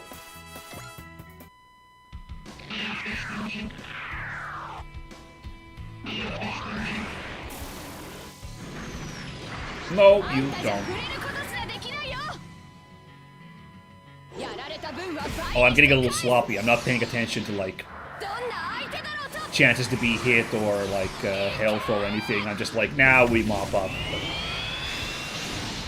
Maybe I'm allowed to be a little cocky. Look at how well we cleaned up these guys.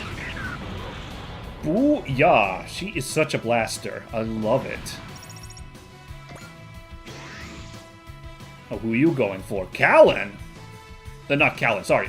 Duh, Allenby. Allenby is tough enough to get a kill with the beam hoop. Let's go!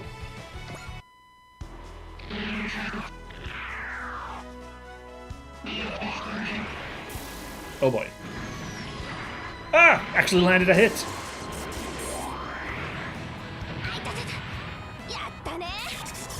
Wow, wow, wow, wow, wow.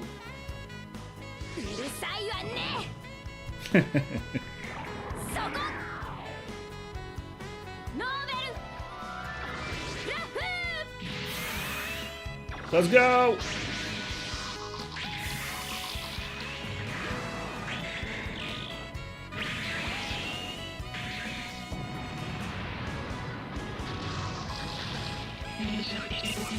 Clean, clean, clean. I love it.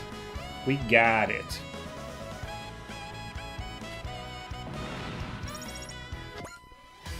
The Yoma Empire and the terrorists have been neutralized. Good job, everybody. that was a pretty clean fight. Like you know, at no point did it get actually super dreadful, I'd say. Like, you know, that wave of enemies at the very beginning crashing into us was a little scary. Oh yeah, and the part where Shinn flew off all on his own to fight outside the defense HQ. But like then we took control of the situation really nicely. So huzzah! I must say, I was surprised they deployed so many of those Zamzaza types. Then it must be Valex after all. Nicely done, Shinn! It appears you've overcome your wall. Honestly, I couldn't tell you what the difference was. I was just acting in the heat of the moment. I think that relentlessness is your strength, though. And the only reason you were able to draw it out at all is because your heart has grown stronger. My heart? Then, does that mean I've mastered the School of Master Asia? Not even close. Training never ends for anyone until the day we die. So, continue your quest for mastery. I'd like to see just how far you can fly. Ugh, I know that's just a cool sounding way to work me to the bone again.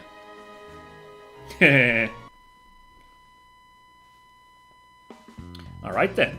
Now we can all sit back, have some orb Mai Tais, and enjoy R&R on this island nation. I can't thank you enough, Representative Echka.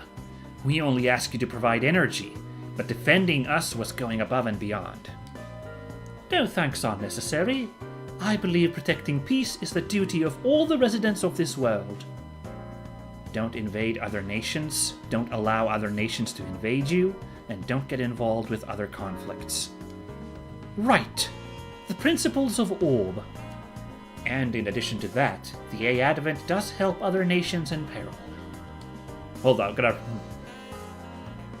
Right, yeah, I'm confused. Like, don't invade other nations. Don't invade other nations. Don't allow other nations to invade you. Don't interfere with others' conflicts, but reach out to other nations in trouble.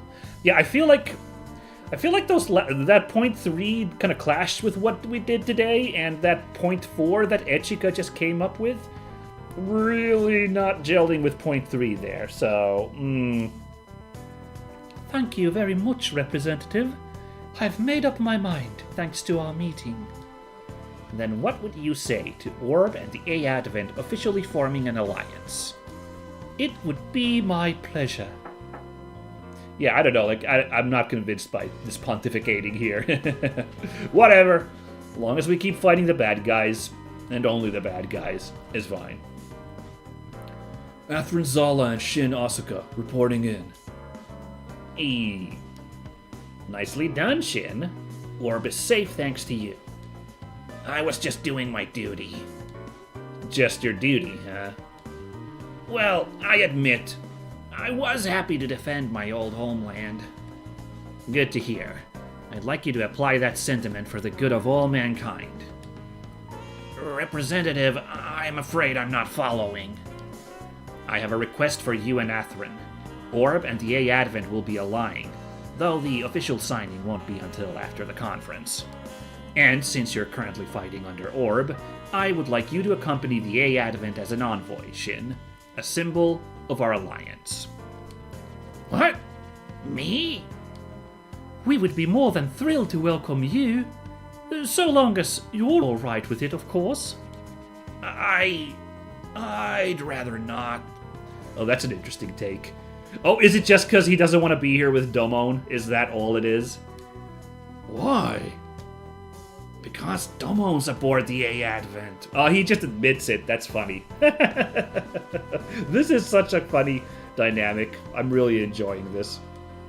Oh, come on, Shinn. You got me into this, so you don't get to give me crap about it. Just the thought of his training sent shivers down my spine.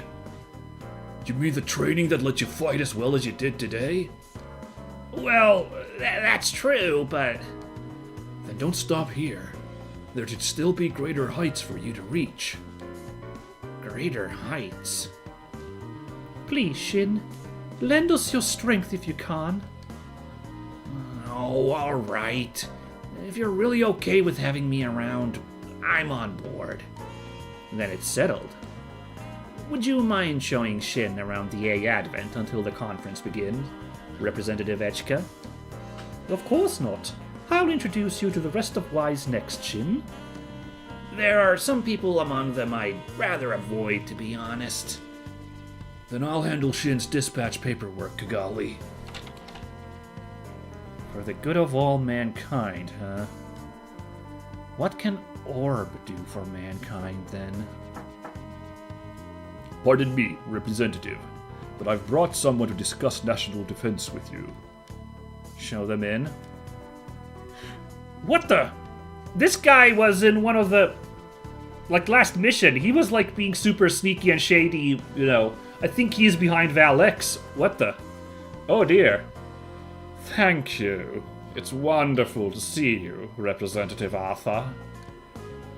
Oh, that's ominous. Ooh, we get a beach episode. Look at this, everybody. Shinn has found a new path to take. Ooh, I just realized, hold on, my mic's peaking a little bit. I put it too loud again. My apologies, everybody. It's been that the whole day. There we go. Situation has been fixed. So, right, sorry. Where were we? Right, yeah. Shinn has found a new path to take. But what about me? What can I do for Orb? For the world? You could join us with your sick Gundam, Atherin? It's probably not going to happen usually, right? It's usually you get Shinn and then the other two guys join later on. In fact, we're missing one character usually associated with Shinn. Oh, I hope she's in this game. Speaking of characters I'm fond of. We'll see. Ooh! Okay. Come with me, Atherin Zala. There's no place for you in this world. Chang Wu Fei.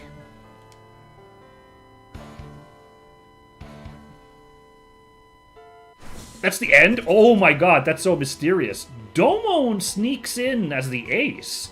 I feel like he wasn't busting that hard, but okay, I'm sure. Fine. I guess he was. Oh, I just realized I did forget to, use the, the gain thing from the A Advent. Oh well. So we got a cartridge and a guard program. Okay. Let's see. Oh my god, why did Ropet get plus 20? That's huge. I guess because it's so costly for him, his ability. So, in exchange, you get, a little bit of an extra boost if you use it. Maybe, is my theory. I don't know. Alright, rank 2 Chisei. What do we get? All allies take minus 10% damage when using support defend. Okay. It's a little situational, but it is a huge benefit. That's really, really nice. Sweet. Good hustle, everybody. Alright. At this point, let's make a save over here. Save over there, save everywhere. Now we get to start leveling up over here, as I have been hoping to do. So... -5 to mech upgrade costs. This is what I want to get to, but oh my god, it's costing 5,000. Actually, yeah, the plus 10 credits is what I'm really looking for. Oh no, sorry, this plus 100 MXP. Because that'll just, we'll be able to, easier level up this field, so... But I'm still so far away. But at least, hey, -5% mech upgrade cost is already, feeling, so good. Yummy. ではカスタマイズを始めましょう。Okay. So let's see. Enemy attacks, -5 critical rate. 500 HP to the A Advent. -10 is really good, but these don't have their passives yet. I'm thinking about bringing Cookie in to, level her up. So I'd have to drop one of these two. I feel like I don't know, like I was using Ren a lot earlier, but I haven't used her a lot lately. Meanwhile, 80 could come in handy when my guys are like low on gas. So I think I will drop Ren out and instead bring in Kuki to like level her up a little bit next mission. I guess, I don't know. I'm feeling bad about like leaving her out of the party, so you know, we'll try to do that. And I gotta remember to use Mari next time, like, you know, just so that like she levels up as well. You know. お待ちしておりました。 No assignable units or pilots, no option parts. Oh, we can't mess with the Impulse Gundam setup. お Let's 待 do ちしてお that. りました。 So what did we get in that fight? We got a item that was a guard program. Alrighty. I think I've already given like one of those to somebody at some point. I wonder if I should start sitting on those.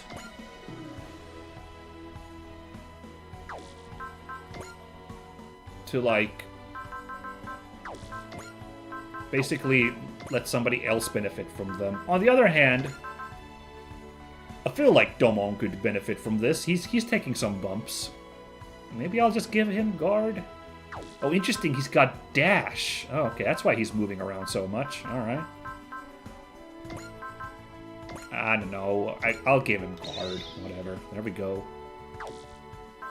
Yeah, like, part of me was thinking I should sit on that, because since we need to build those up to, like, you know, you can see that, like, you need 3 of them when someone already has guard level 1 if you want to increase it. So, like, maybe I should have just let that sit there, but I used it for now. お待ちしておりま I した。 feel like we're still kind of early game, so, like, I don't know, it feels fine. Now, we got a cartridge. What this does is...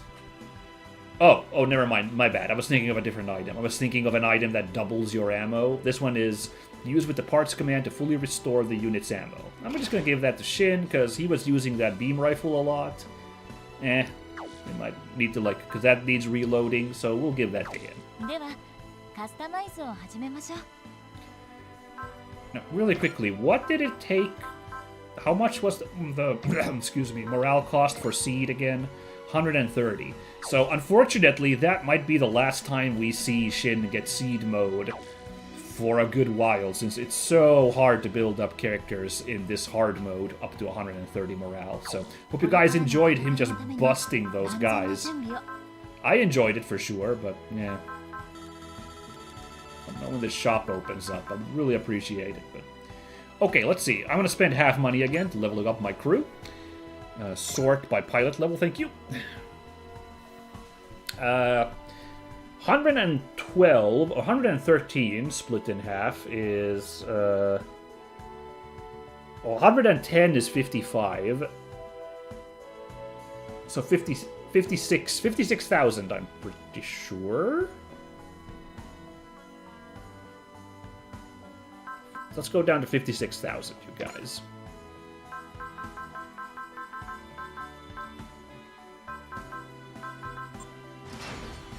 Oh, yeah, what's the cost now?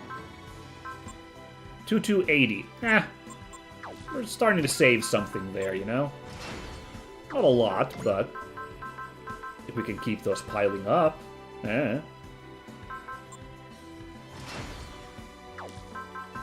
I mean, already now we're gonna see it pile up, like, you know, it's a little bit off from everybody, you know?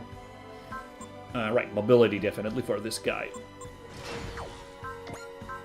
Again, am I gonna really need to focus on the Force Impulse all that much, since it's already, it's pretty much a given we're gonna get the Destiny Gundam at some point, and Shinn's gonna switch over to that. We might get another pilot who uses the Force Impulse, so it might be worth it to, like, level it up. I'll do it. I will do it. Kind of help myself.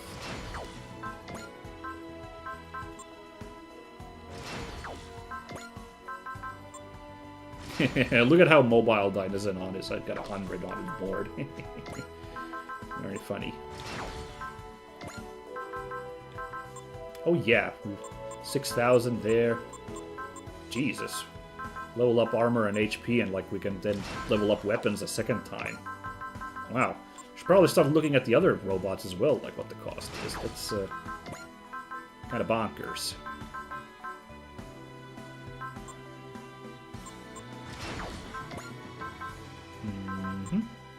Alright, the money lasted to level everybody up one blip.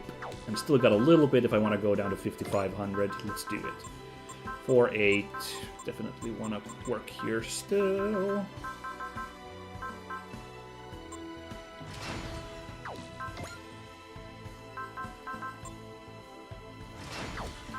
And one more for our boy Domon here.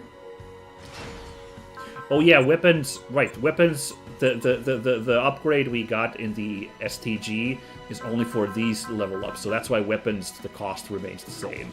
Just now realized. Alrighty, let's call it there for that level ups. And let's save.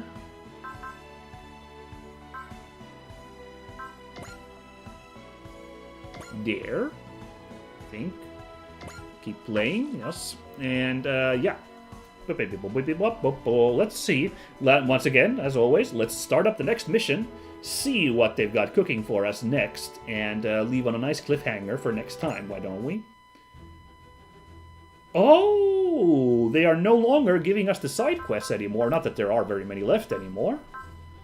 There's it's got a training thingy going on in Singapore. And this does sound hype, though. This, like, going to New York, fighting Chibodei. But we're gonna sit on that. Instead, we're gonna do a main mission now. Aliens Adrift in Panama. While getting permission to go to space, the team meets visitors from other planets and dimensions. Planets and dimensions. Good heavens. Okay, let's go.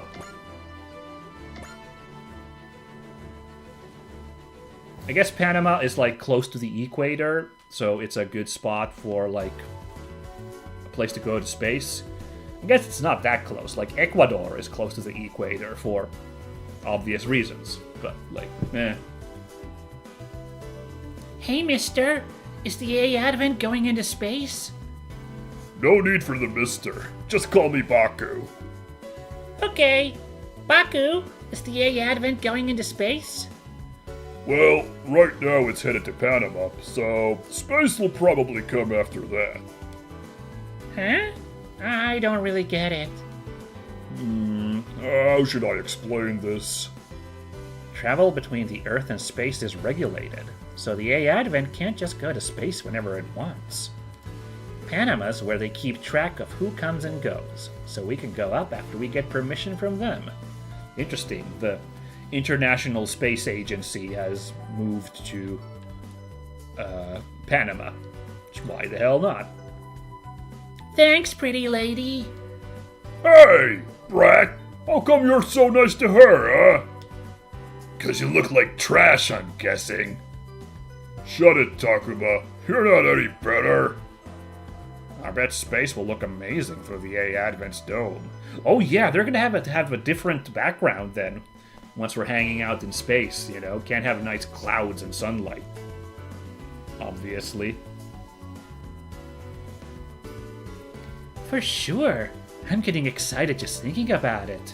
Okay, well that's good. At least the people aren't freaking out. It does sound kind of scary, like let's take our floating city to the next level and go into the cold vacuum of space. Yeah, sure. But I'm glad our citizenry are okay with that. It ain't all pretty scenery up there, though. You mean that talk about alien attacks in the Earth sphere? Hey, no need to worry. That's what Wise Next is here for.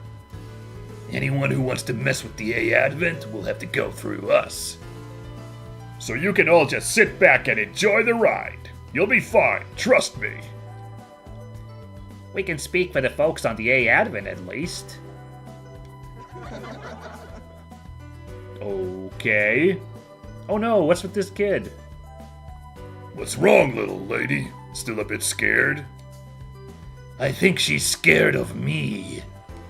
Don't worry, I'll leave. That's not it. You're a member of Wisenex too, right? So there's nothing scary about you. Wisenext is here to protect the A Advent and all of us, right? That's right. Then what are you afraid of? Dad said the Earth and space might go to war again.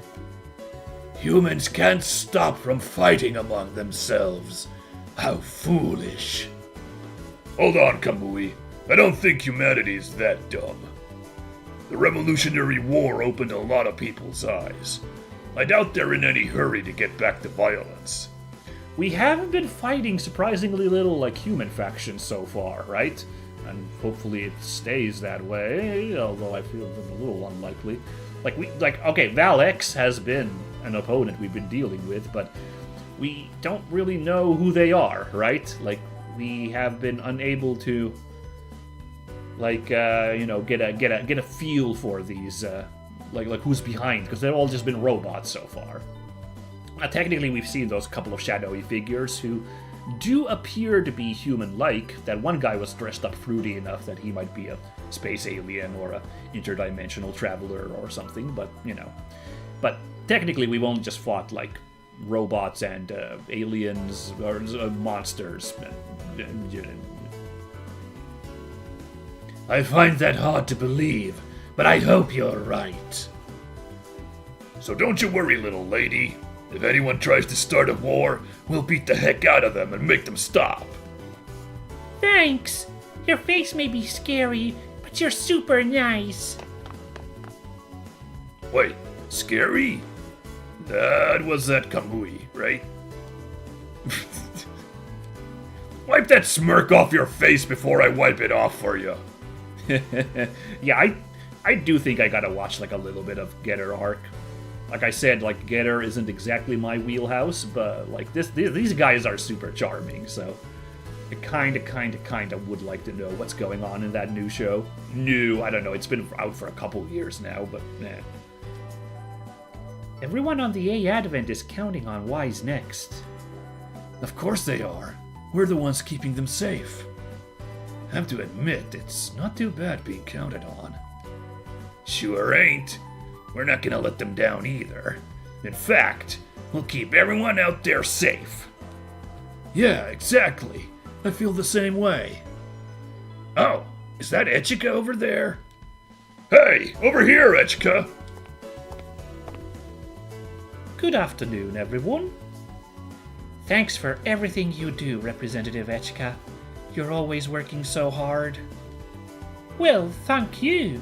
I'm afraid I can't do all that without... I'm afraid I can't do all that much as your representative, though. Out for a walk? Something like that. Well, I'd better be on my way. Take care, everyone. I wonder how long this cutscene is gonna be, since it's like a main story thing. So I wonder, like, how, long this one's gonna take, Like, imagine the main story ones will have a bit more plot going on in them, so hopefully it'll be fine. I also appreciate all these wacky citizen, portraits, This is very funny. She seemed to be in a hurry. She spends the little free time she has walking around the residential districts. Now that you mention it, yeah. I've seen her walking around in all sorts of places. Here we are at Shide no Taosa Floodgate. Where, right, this is actually from Dynazenon, this spot, which conveniently is on our ship, so we can have the plot of Dynazenon continue. Minami. Yomogi. Sounds like the A Advent is heading into space once they finish up the paperwork. Yeah. It'll be my first time in space. Mine too. Good talk. Did your family have stuff they still wanted to do on Earth? Is that why they didn't join the super long-range emigration fleet? Do we have lore on the super long-range emigration? No, of course we don't. I don't actually know. What about you? Are you interested in space immigration? I don't know that either. I just want to stay here. Here? As in, on the A Advent? Yeah. You remember I told you that Kano, that my sister died when I was in elementary school? Yeah. She was in the choir at school, but she died right before her big recital 5 years ago. We normally didn't do much together. We barely even talked, considering we were siblings. But then, for some reason, she invited me to her very first recital. I still can't figure it out. Why did she do that? Minami. I've been looking into some things since then. Things about your sister? Yeah, that's why I'm at this floodgate, where my sister died. I'll help. Yomogi. If you want me to, I mean. Thanks. Yeah. I feel like this is going a little bit faster than on the TV show, but understandable, because got a whole lot of plot to do with a whole lot of series, but yeah. Yeah, this was an interesting, like, story arc. I did. It was big drama, for sure. Was the payoff super huge in the end for it? I don't know. I think it was alright. Yeah, I like these two. Certainly these two characters' dynamic was really enjoyable in the show, so...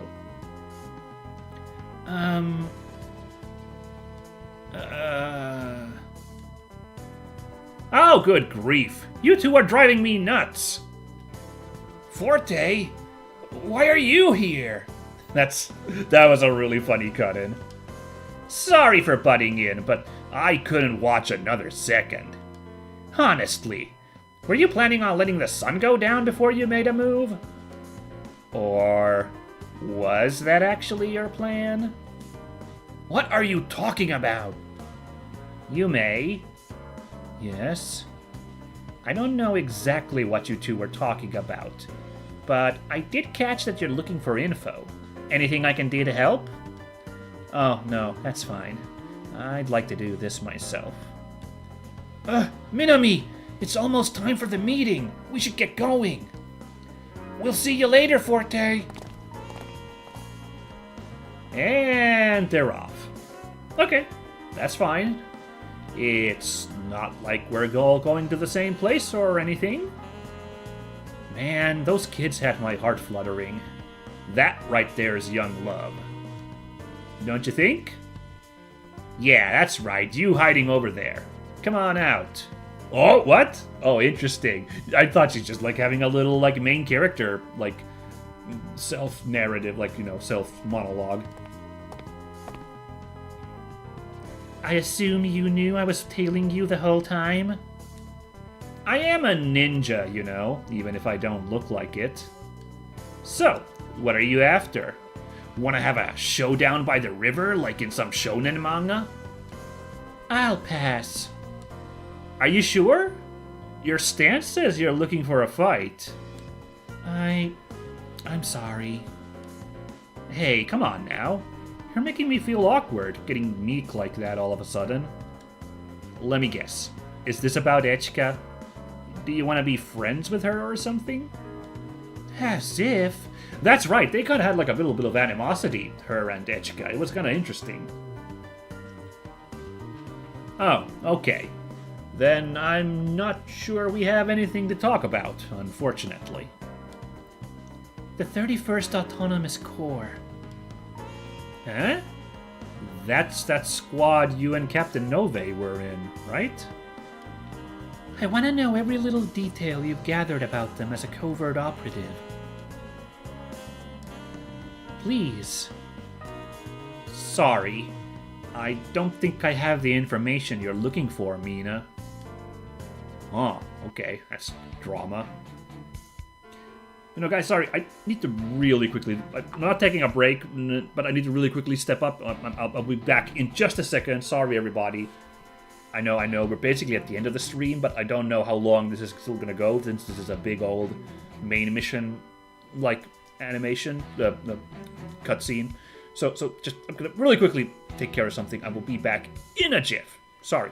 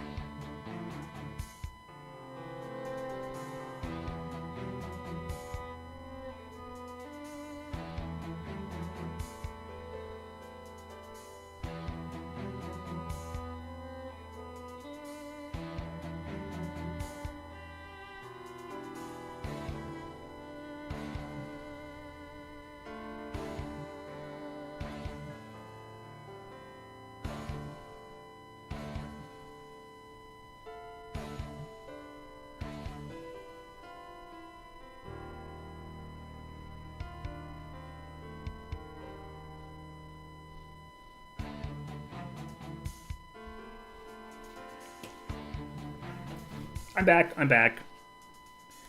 Sorry about that. Let's carry on. Everyone, I have an announcement to make. Ooh, everyone's being very serious. The A Advent has just received permission from the NLN to travel to space. That will stand indefinitely as long as we remain in compliance with the NLN Charter. Secretary General Ade must have pulled some strings for us. I heard about him from Relina. Sounds like he's pinning a lot of hope on the A Advent. We can't let him down, can we? The A Advent has gained some freedom of movement within the Earth sphere. Therefore, before we move into space, I'd like everyone to be aware of how things currently stand here. Ahem. Miss Echka has graciously given me the honor of presenting that information to you. Heck yeah! A special lesson from Miss Anina. I really don't need that kind of reaction. That's a really funny portrait. Have we seen that before? I don't remember, but that's very goofy. But first of all, the Revolutionary War's finale marked the curtain closing on the conflict between Spacenoids and Earthnoids.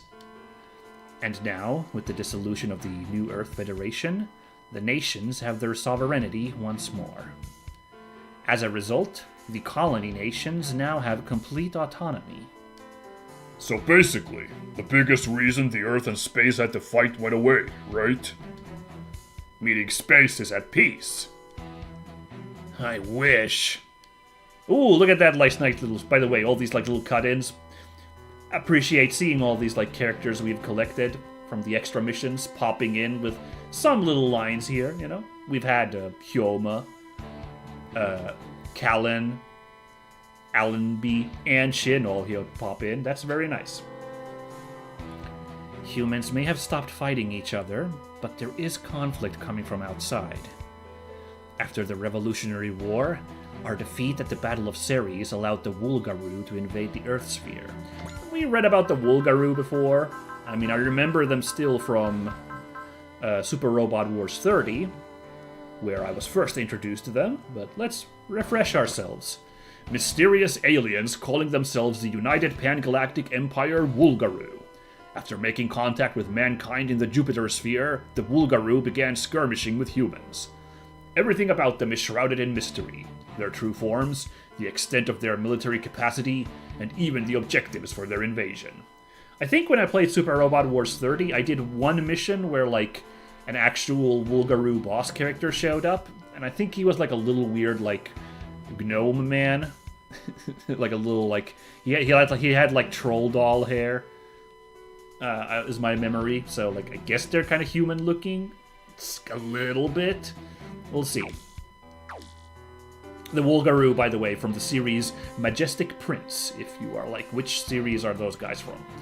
Quick reminder there. Those mysterious aliens attacking us in space. Our first contact with the Wulgaru was 8 years ago, but we still don't know a thing about them. Ooh, I wonder who's going to show up in this fight we're going in, at the Space Center. We don't know if Panama has a Space Center, actually, but I don't know.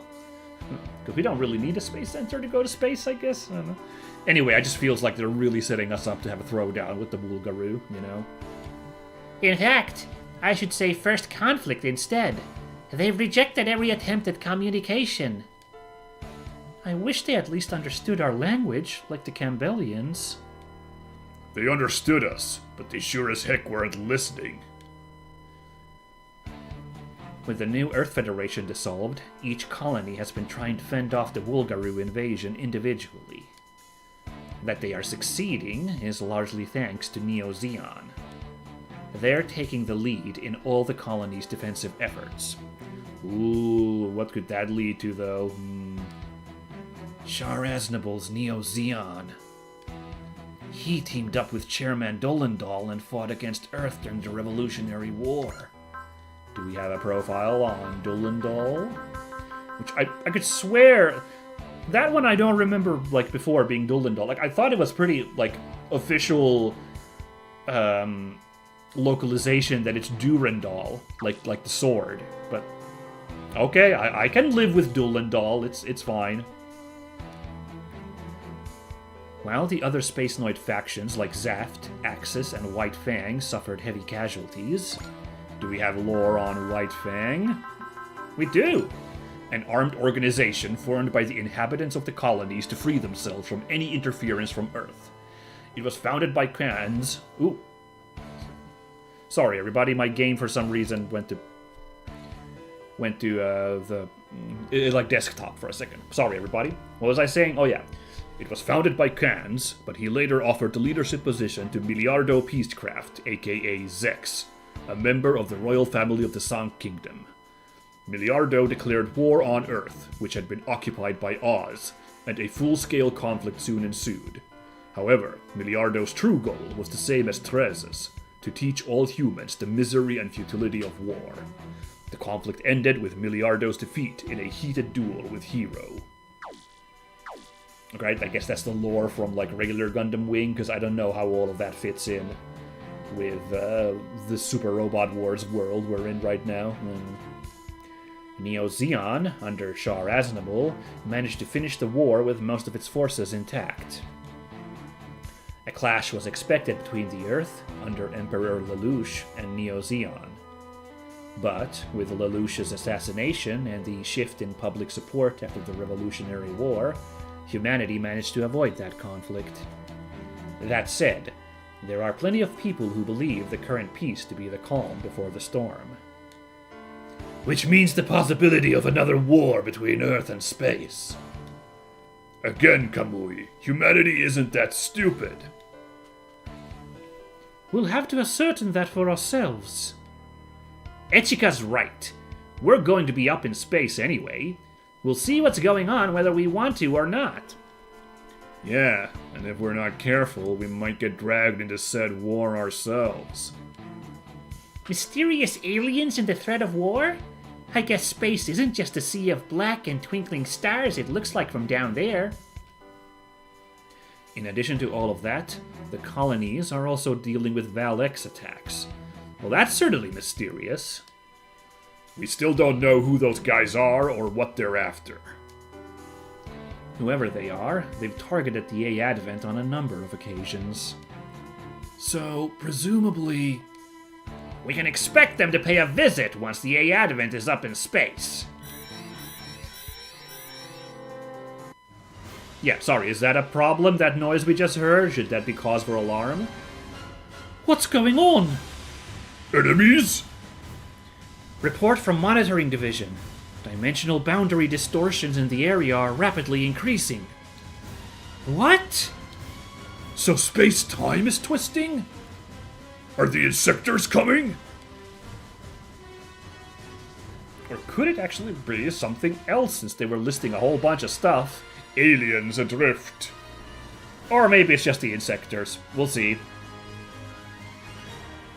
That Toenko guy was something else, so, oh boy, another one like him? I don't know.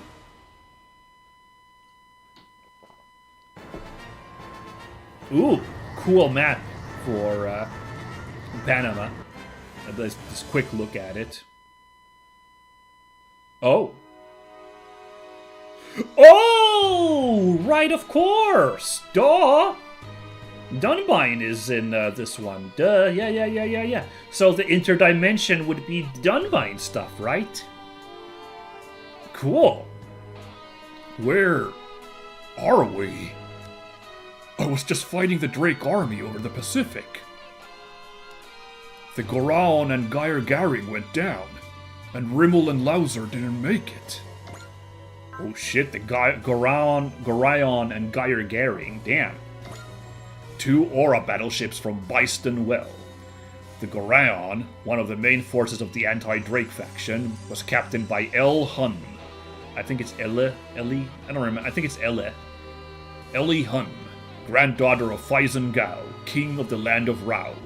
The Geyer Garing was the warship of King Bishot Hatta, king of the land of Ku, who had formed a military alliance with Drake. During the decisive battle that took place over the Pacific Ocean, the Goraon rammed the Geyer Garing in a suicide strike, causing both ships to disappear from the face of Upper Earth. I love that this is like so little context for what's going on. Like, if you don't know what Dunbine is, like, this helps you like almost zero, you know? Like, it's just, what are we talking about? Interdimensional hijinks, okay? We're getting really, really spacey here now. Oh, right! The Aura Road opened right after that. Marvel. Where are Marvel, Nee, and the others? Chum, is that you? Oh! Interesting! So, Sho has a fairy partner, but so does a character from a different series. Kinda, sorta, has some similarities with Dunbine. And this is that affair. Oh, this is a fun idea. Wow. Have Dunbine and Elgame been in a Super Robot Wars together before? I myself don't exactly recall. Hey, you're not Daba. What are you saying, Chum? Who's Chum? My name is Lilith Faw. That's right, Chum and Lilith really do look the same. Like, it could have fooled me, honestly. Like, it's honestly, I think the costume would have made me go, like, I don't remember Chum dressing like that. You know, be like, wait a second, this is the wrong fairy. You're a different Ferrario? What's a Ferrario? I'm a Mirali. So there are fairies outside of Byston Well? Well, they name-dropped Byston Well already a minute ago, so let's learn about that so we can understand what the hell this show man is talking about. Another world said to exist between the sea and the shore of Earth. It is also known as the resting place of souls. Earth and Byston Well are strictly separated by an invisible boundary.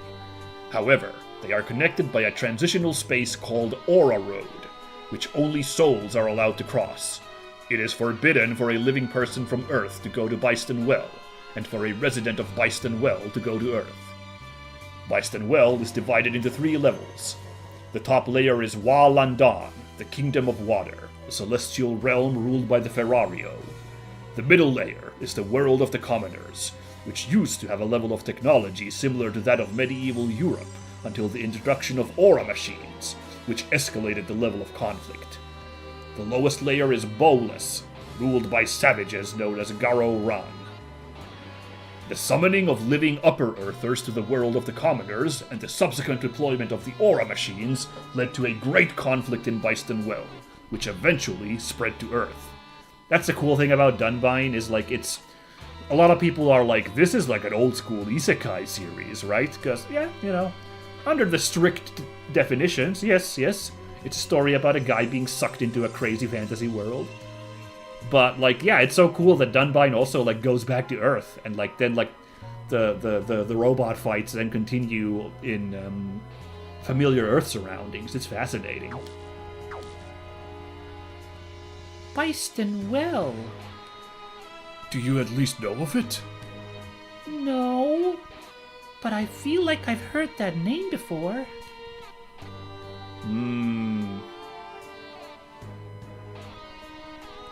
Oh, meanwhile, there we go. Hey, look, I told you they look exactly the same. Did you hear a word I said? I'm Chum Huao, a me Ferrario from Byston Well. Oh, isn't this a fun situation? They're like crossed. This is Daba from Elgame, which I think the last stream I recorded for Super Robot Wars 30 was the Elgame introduction. So that's the only reason I know about this stuff. Because I've never watched Elgame, sadly. So, you know, but whatever, you know. But, okay, this is kind of fun, though. The idea that, like, Sho and Daba show up in the same mission with like, this hilarious, you've got a fairy. No, you've got a fairy. You know, this is such a fun concept for a mission. I'm glad I picked this. But you look just like Lilith to me. So, you seriously don't know anything about Pentagona World? A star system consisting of 2 binary stars, the Suns, and its 5 orbiting planets. Though it was unified by Oldna Poseidon following the conclusion of a long war, the flames of conflict were never truly extinguished, and acts of insurrection and rebellions occur to this day. Yeah, so I'm as clueless about this as anybody who doesn't know about Dunbine is clueless hearing all that Dunbine lore. Because, like, alright, Pentagona World, sure. But, yeah, but L game seems cool. I enjoyed the one mission we played in Super Robot Wars 30, so I'm happy to have Daba showing up this early, you know? That's right, though I feel like I've heard that name before at least. But forget that! We should be looking for Sho! I just know he got sent here when I did. What do you expect from me? I'm not even sure what's going on. Aren't you an Upper Earther? What? Oh, that's a person who lives on the surface of a planet called Earth. Earth? Wait, you mean we're not on Pentagonal World? I don't know what that is, but I assume not. Did that weird light that swallowed me up do this? What's the matter? Sorry, chum. Looks like I'm nowhere near strong enough to help you. What? What is happening now? What's that noise? Huh? Is the Aura Road opening again? I know this feeling. That whatever I got pulled into is appearing again. Huh. Alright. I recognize this feeling. I figured it was the Aura Road opening, but maybe I was wrong. At least the Dunbine is here. But what happened to Marvel? Sho. Don't worry, Lewis. Let's just focus on what we can do right now. Are we actually gonna get to play with, like, the Dunbine, but with Lilith as the sub-pilot instead of Chum? That would be really funky. We'll see. I don't know. I get that you and I came from different worlds, but I'm just glad we can understand each other. It's just like Byston Well and Upper Earth. We're speaking our own languages, and we understand each other thanks to telepathy. Sho! Something's coming from over there! Stop shouting in my ear! Oh, sorry. I'm sorry too. I just snapped out of habit. I guess they're more on friendlier terms with Chum, so he can be a little coarser, I guess. Chum sounds like a very lively girl. You look identical, but you're much more well-mannered than her. Really? Oh, I'd love to meet her. And I hope we find this Daba guy of yours too. Something's coming, Sho! It is the Insectors! Wow, okay! What are those? You don't know either? I don't remember them from when I was on Upper Earth a year ago. What I do know is that they're enemies. Ah! We have to fall back! They're coming from behind, Sho! They've got us trapped! Ooh! Okay, I think we're gonna get a fairy swap here, so we're not gonna have the silliness of cross fairies. Oh well. Look, it's the Dunbine! Marvel must be here! Someone you know, chum? Yeah, let's go to it, Daba! Hurry, hurry! I'm going, so stop shouting in my ear!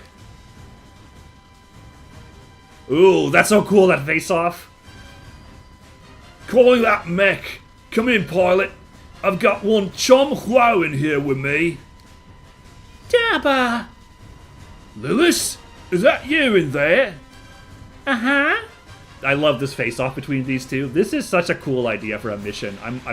We've barely done anything yet, and I'm already digging it. This is such a fun meeting of two worlds. On a third world, no less, you know? Sounds like we've got our partners swapped. Get in, Lilith. Right. Head on over, chum. Okay.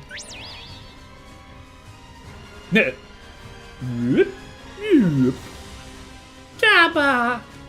I'm glad you're safe, Lilith. Sho! Sho! I'm here, chum. Everything's fine now.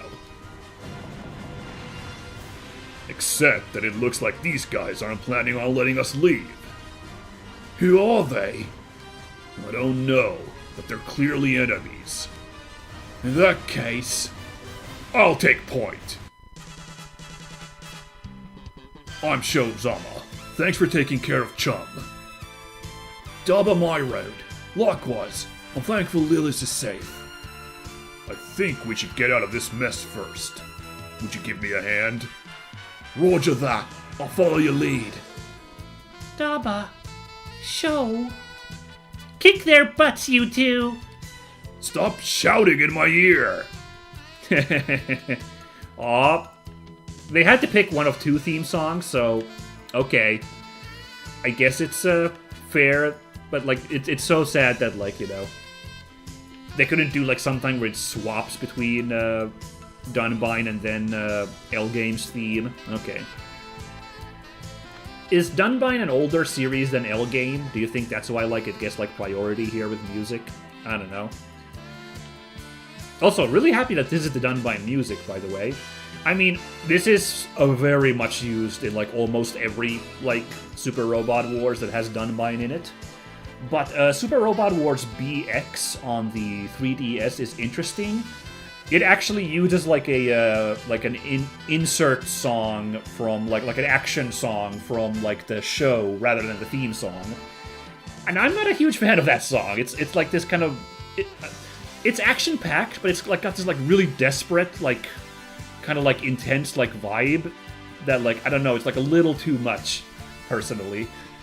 The regular Dunbine song is also in there, so like you can swap to it if you want to, but like then there's like the default song for Dunbine is like this kind of interesting, of course. I do appreciate like different music popping in, but like yeah, I think there's a reason why they keep using just this music, you know, because it's certainly an iconic theme song. I'm just looking at the terrain here, see if there's any benefits we can get out of anything here. Not really. Well, we're at the end of the episode here, but should I quickly just like salivate at these guys, their abilities a little bit before we end it here? I think I can spare that much time, you guys, so let's take a look at the Dunbine.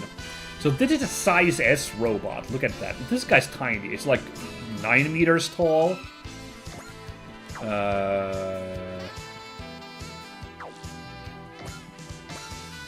There we go. No, even less. 7. Okay, 6.9 mets and 4.4 lufttons. I believe those just translate to meters and tons. So 7 meters tall. So, I mean, okay, 7 meters is quite a lot. But in giant robot terms, that's tiny. Like, you know, that's less than half the size of the Gundam, you know, which is 18 meters. So, you know, I'm looking at my own Gundam model over there, picturing, like, the Dunbine is, like, up to its waist, basically, you know? Very, very small robot, in thinking about it in that term, alright? So, Show's abilities. He comes with Battler, which I believe is short for Aura Battler. Wow, okay. We've been freaking out about our morale growth, and Show's just like, no, I got it. And he gets a huge boost once you hit 150, which isn't going to be a problem because he's got break morale limit, so, you know. Oh, no, actually, never mind, like, because you always had 150. Okay. There's a couple of abilities in Super Robot Wars V where you need to reach higher than 150, but, like, the units, like, the characters don't naturally have that, like, limit break, so you have to actually buy the limit break for them. Yeah, okay. Anyway, yeah, Battler's great, break morale limits is great. Aura Power. Plus 8% final dodge rate and plus 300 to the Aura Barrier's effect. Weapons that require Aura Power gain a bunch of attack power. Yeah. So yeah, the robots of this fantasy world of Byston Well use Aura Power, so there you go. Also, being a size S guy, he has Ignore Size level 1, so he punches in the same weight class as a Gundam. Very good. Oh, and he's got Focus and Intuition, which are really good for, like, real robots. I know real robot sounds even crazier when talking about a fantasy magic robot, but this guy's tiny. Let's look at the stats next. Oh, also, Chum is here. She's got Trust and Attune. Very good. Look, mobility is huge, but armor is tiny. This thing's built for evasion, so yeah. Of course, we'll count it as a real robot. Now, this guy's abilities. Aura Barrier. At 105 morale, reduces damage from RNG weapons by 1,000 even, from ranged weapons. Effect increases by 100 per aura power level, max 9. Okay, so it's up to 1,300 for show then. Very good. So yeah, so aura battlers are really rough to deal with ranged weapons because they come with this barrier like slapped on. So like, yeah, basically. Interesting, it doesn't activate until 105 morale, so Sho doesn't actually have it on his first turn, because he's only got 103. Interesting, good, gotta remember that. Anyway, yeah, you know, it means you really, really want to deal with aura battlers in, like, melee. You know, in case we meet some enemies, I wonder, you gotta deal with them in, like, melee is the preferred method, because, like, yeah, this is really annoying, this RNG, the protection, but we're gonna appreciate it. It's also got offshoot, 130 plus morale, 30% chance, just like completely dodge an incoming attack. So that's on top of the regular evasion of the Dunbind. Just another, like the second check just to see if we just dodge out of there. So very nice. Oh, his attacks? Yeah, I said real robot, but Dunbind units are also very much based around melee combat, which is not very typical for real robots, but they're like sword-fighting knights from a medieval world, so you'll allow that, permit that for them. They've got a range attack, they got an aura shot, real quick, they got those guns on the Dunbind's hand. But yeah, then we also have an aura sword. The bigger version is aura slash, you need a little bit of morale for that. You can reach 130, you get the hyper aura giri, hyper aura slash, which ignores size, so this one will pop a guy. Oh, we can't actually use this, look at that, it needs aura power level 4, we're still at level 3, so that's not happening, but this one we can do, the aura slash at least. Alright, so let's not get too excited if we hit 130 morale, we cannot pop this out until we can level up that aura power. So, that was Sho. Let's go to the mech I'm less familiar with. Daba. I don't remember exactly Daba and the L game. Is size M, so now we're a big boy, but also high mobility, as you can see. Again, I haven't watched L game, and I haven't really played any Super Robot Wars where L game shows up, so I don't have any knowledge out of there. And I barely remember what this guy was like when I recorded Super Robot Wars 30 a couple years ago, so this is all new to me. Let's see, what kind of stuff are we doing here, Daba? Interesting, some good stuff here, I'd say. Headliner, +3, +8 unit sight and mobility, okay. He's very dodgy as well, he's got focus, but also persist. Interesting balance. A nice potential, very good. So this guy can take licks, a little bit better than the Dunbind, which did not have potential. Hit and run immediately, that's really nice. And Lucky Star activates the Fortune Spirit on sortie. So one kill for free will give double money for our boy Daba here. That's kind of nice. Hit and run's the big one. That's really cool having that right away. Also, here's Lilith, Wall, and Cheer. Okay, interesting abilities. Then yeah, better armor than the Dunbind, but still a little light, I'd say, and mobility is pretty nice. And then let's look at these abilities. Zimmerit Coating. Very similar to the Aura Battler, but this is ranged beam attack specifically. Also restores 10% of max EN at the start of own phase. That's really nice. So we can spend a lot of EN with the L game with impunity. Also comes with a shield. You can see a little shield there. Cool. Now attacks. Oh really? That's surprising. I thought like with hit and run he's gonna have like his best attack be like a long ranger, but no.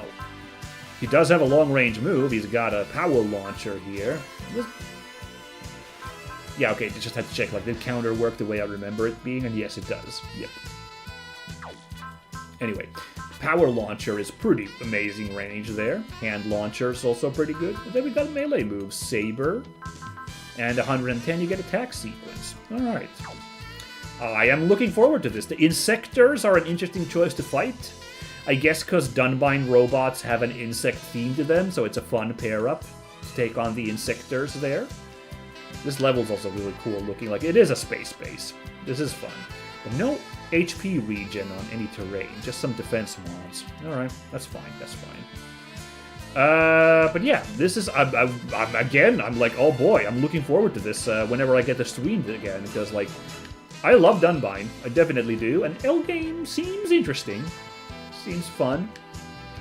The presence of fairies in both series is confusing, but I can live with it. And, yeah. I am looking forward to seeing where this battle, this friendship between these two guys is gonna go as we beat up these guys. So, yeah, but I am gonna have to call it for today. But it's been delightful, so I hope you guys enjoyed this as well. So let's call it here. So, again, yeah. Dunno, I'm not streaming on Monday. I don't think. It just doesn't look possible this time. So maybe a week from now... Hopefully. I really do want to keep this up like at least once a week since I'm, again, having a ton of fun with this Super Robot Wars. But no promises when I can do it. But I do hope you guys will come and see it whenever I do get around, because this is looking hype. Our, you know, cross-worlds crazy adventure guys coming in and adventuring here in Panama. Should be fun. So yeah, but let's save and then close it here with the no, and see a little skit here to serenade us off for tonight. Lelouch! Thank you, Lelouch. You're a smart guy. I can trust your judgment. その通りだよ、ルルーシュ。さあ、君も少し休んだ方がいい。 Oh, look at that nice, jacket on Suzaku. Nice little sweater there. いや、俺にはまだやらないといけないことが。そんなこと言って、君も随分と休んでいないだろう。Yeah, take your own advice, Lelouch. いいんだよ。俺は寝ていたようなものだからな。Oh. またそんな言い方をする。変わったように見えて。 やっぱりルルーシュはルルーシュなんだな。Ooh, the romance vibes here are strong. お前も相変わらずのおせっかい焼きだ。まあいい。スザクがそう言うのなら、俺も休憩を取るとするか。じゃあ、またね。You too, Lelouch. I mean, okay, no, you're dead in the game, right? So we're not seeing you, never, ever, ever. But, no. Alright, that was Super Robot Wars Y. Thank you, everybody. Thanks for joining, and I'll catch you next time. So long.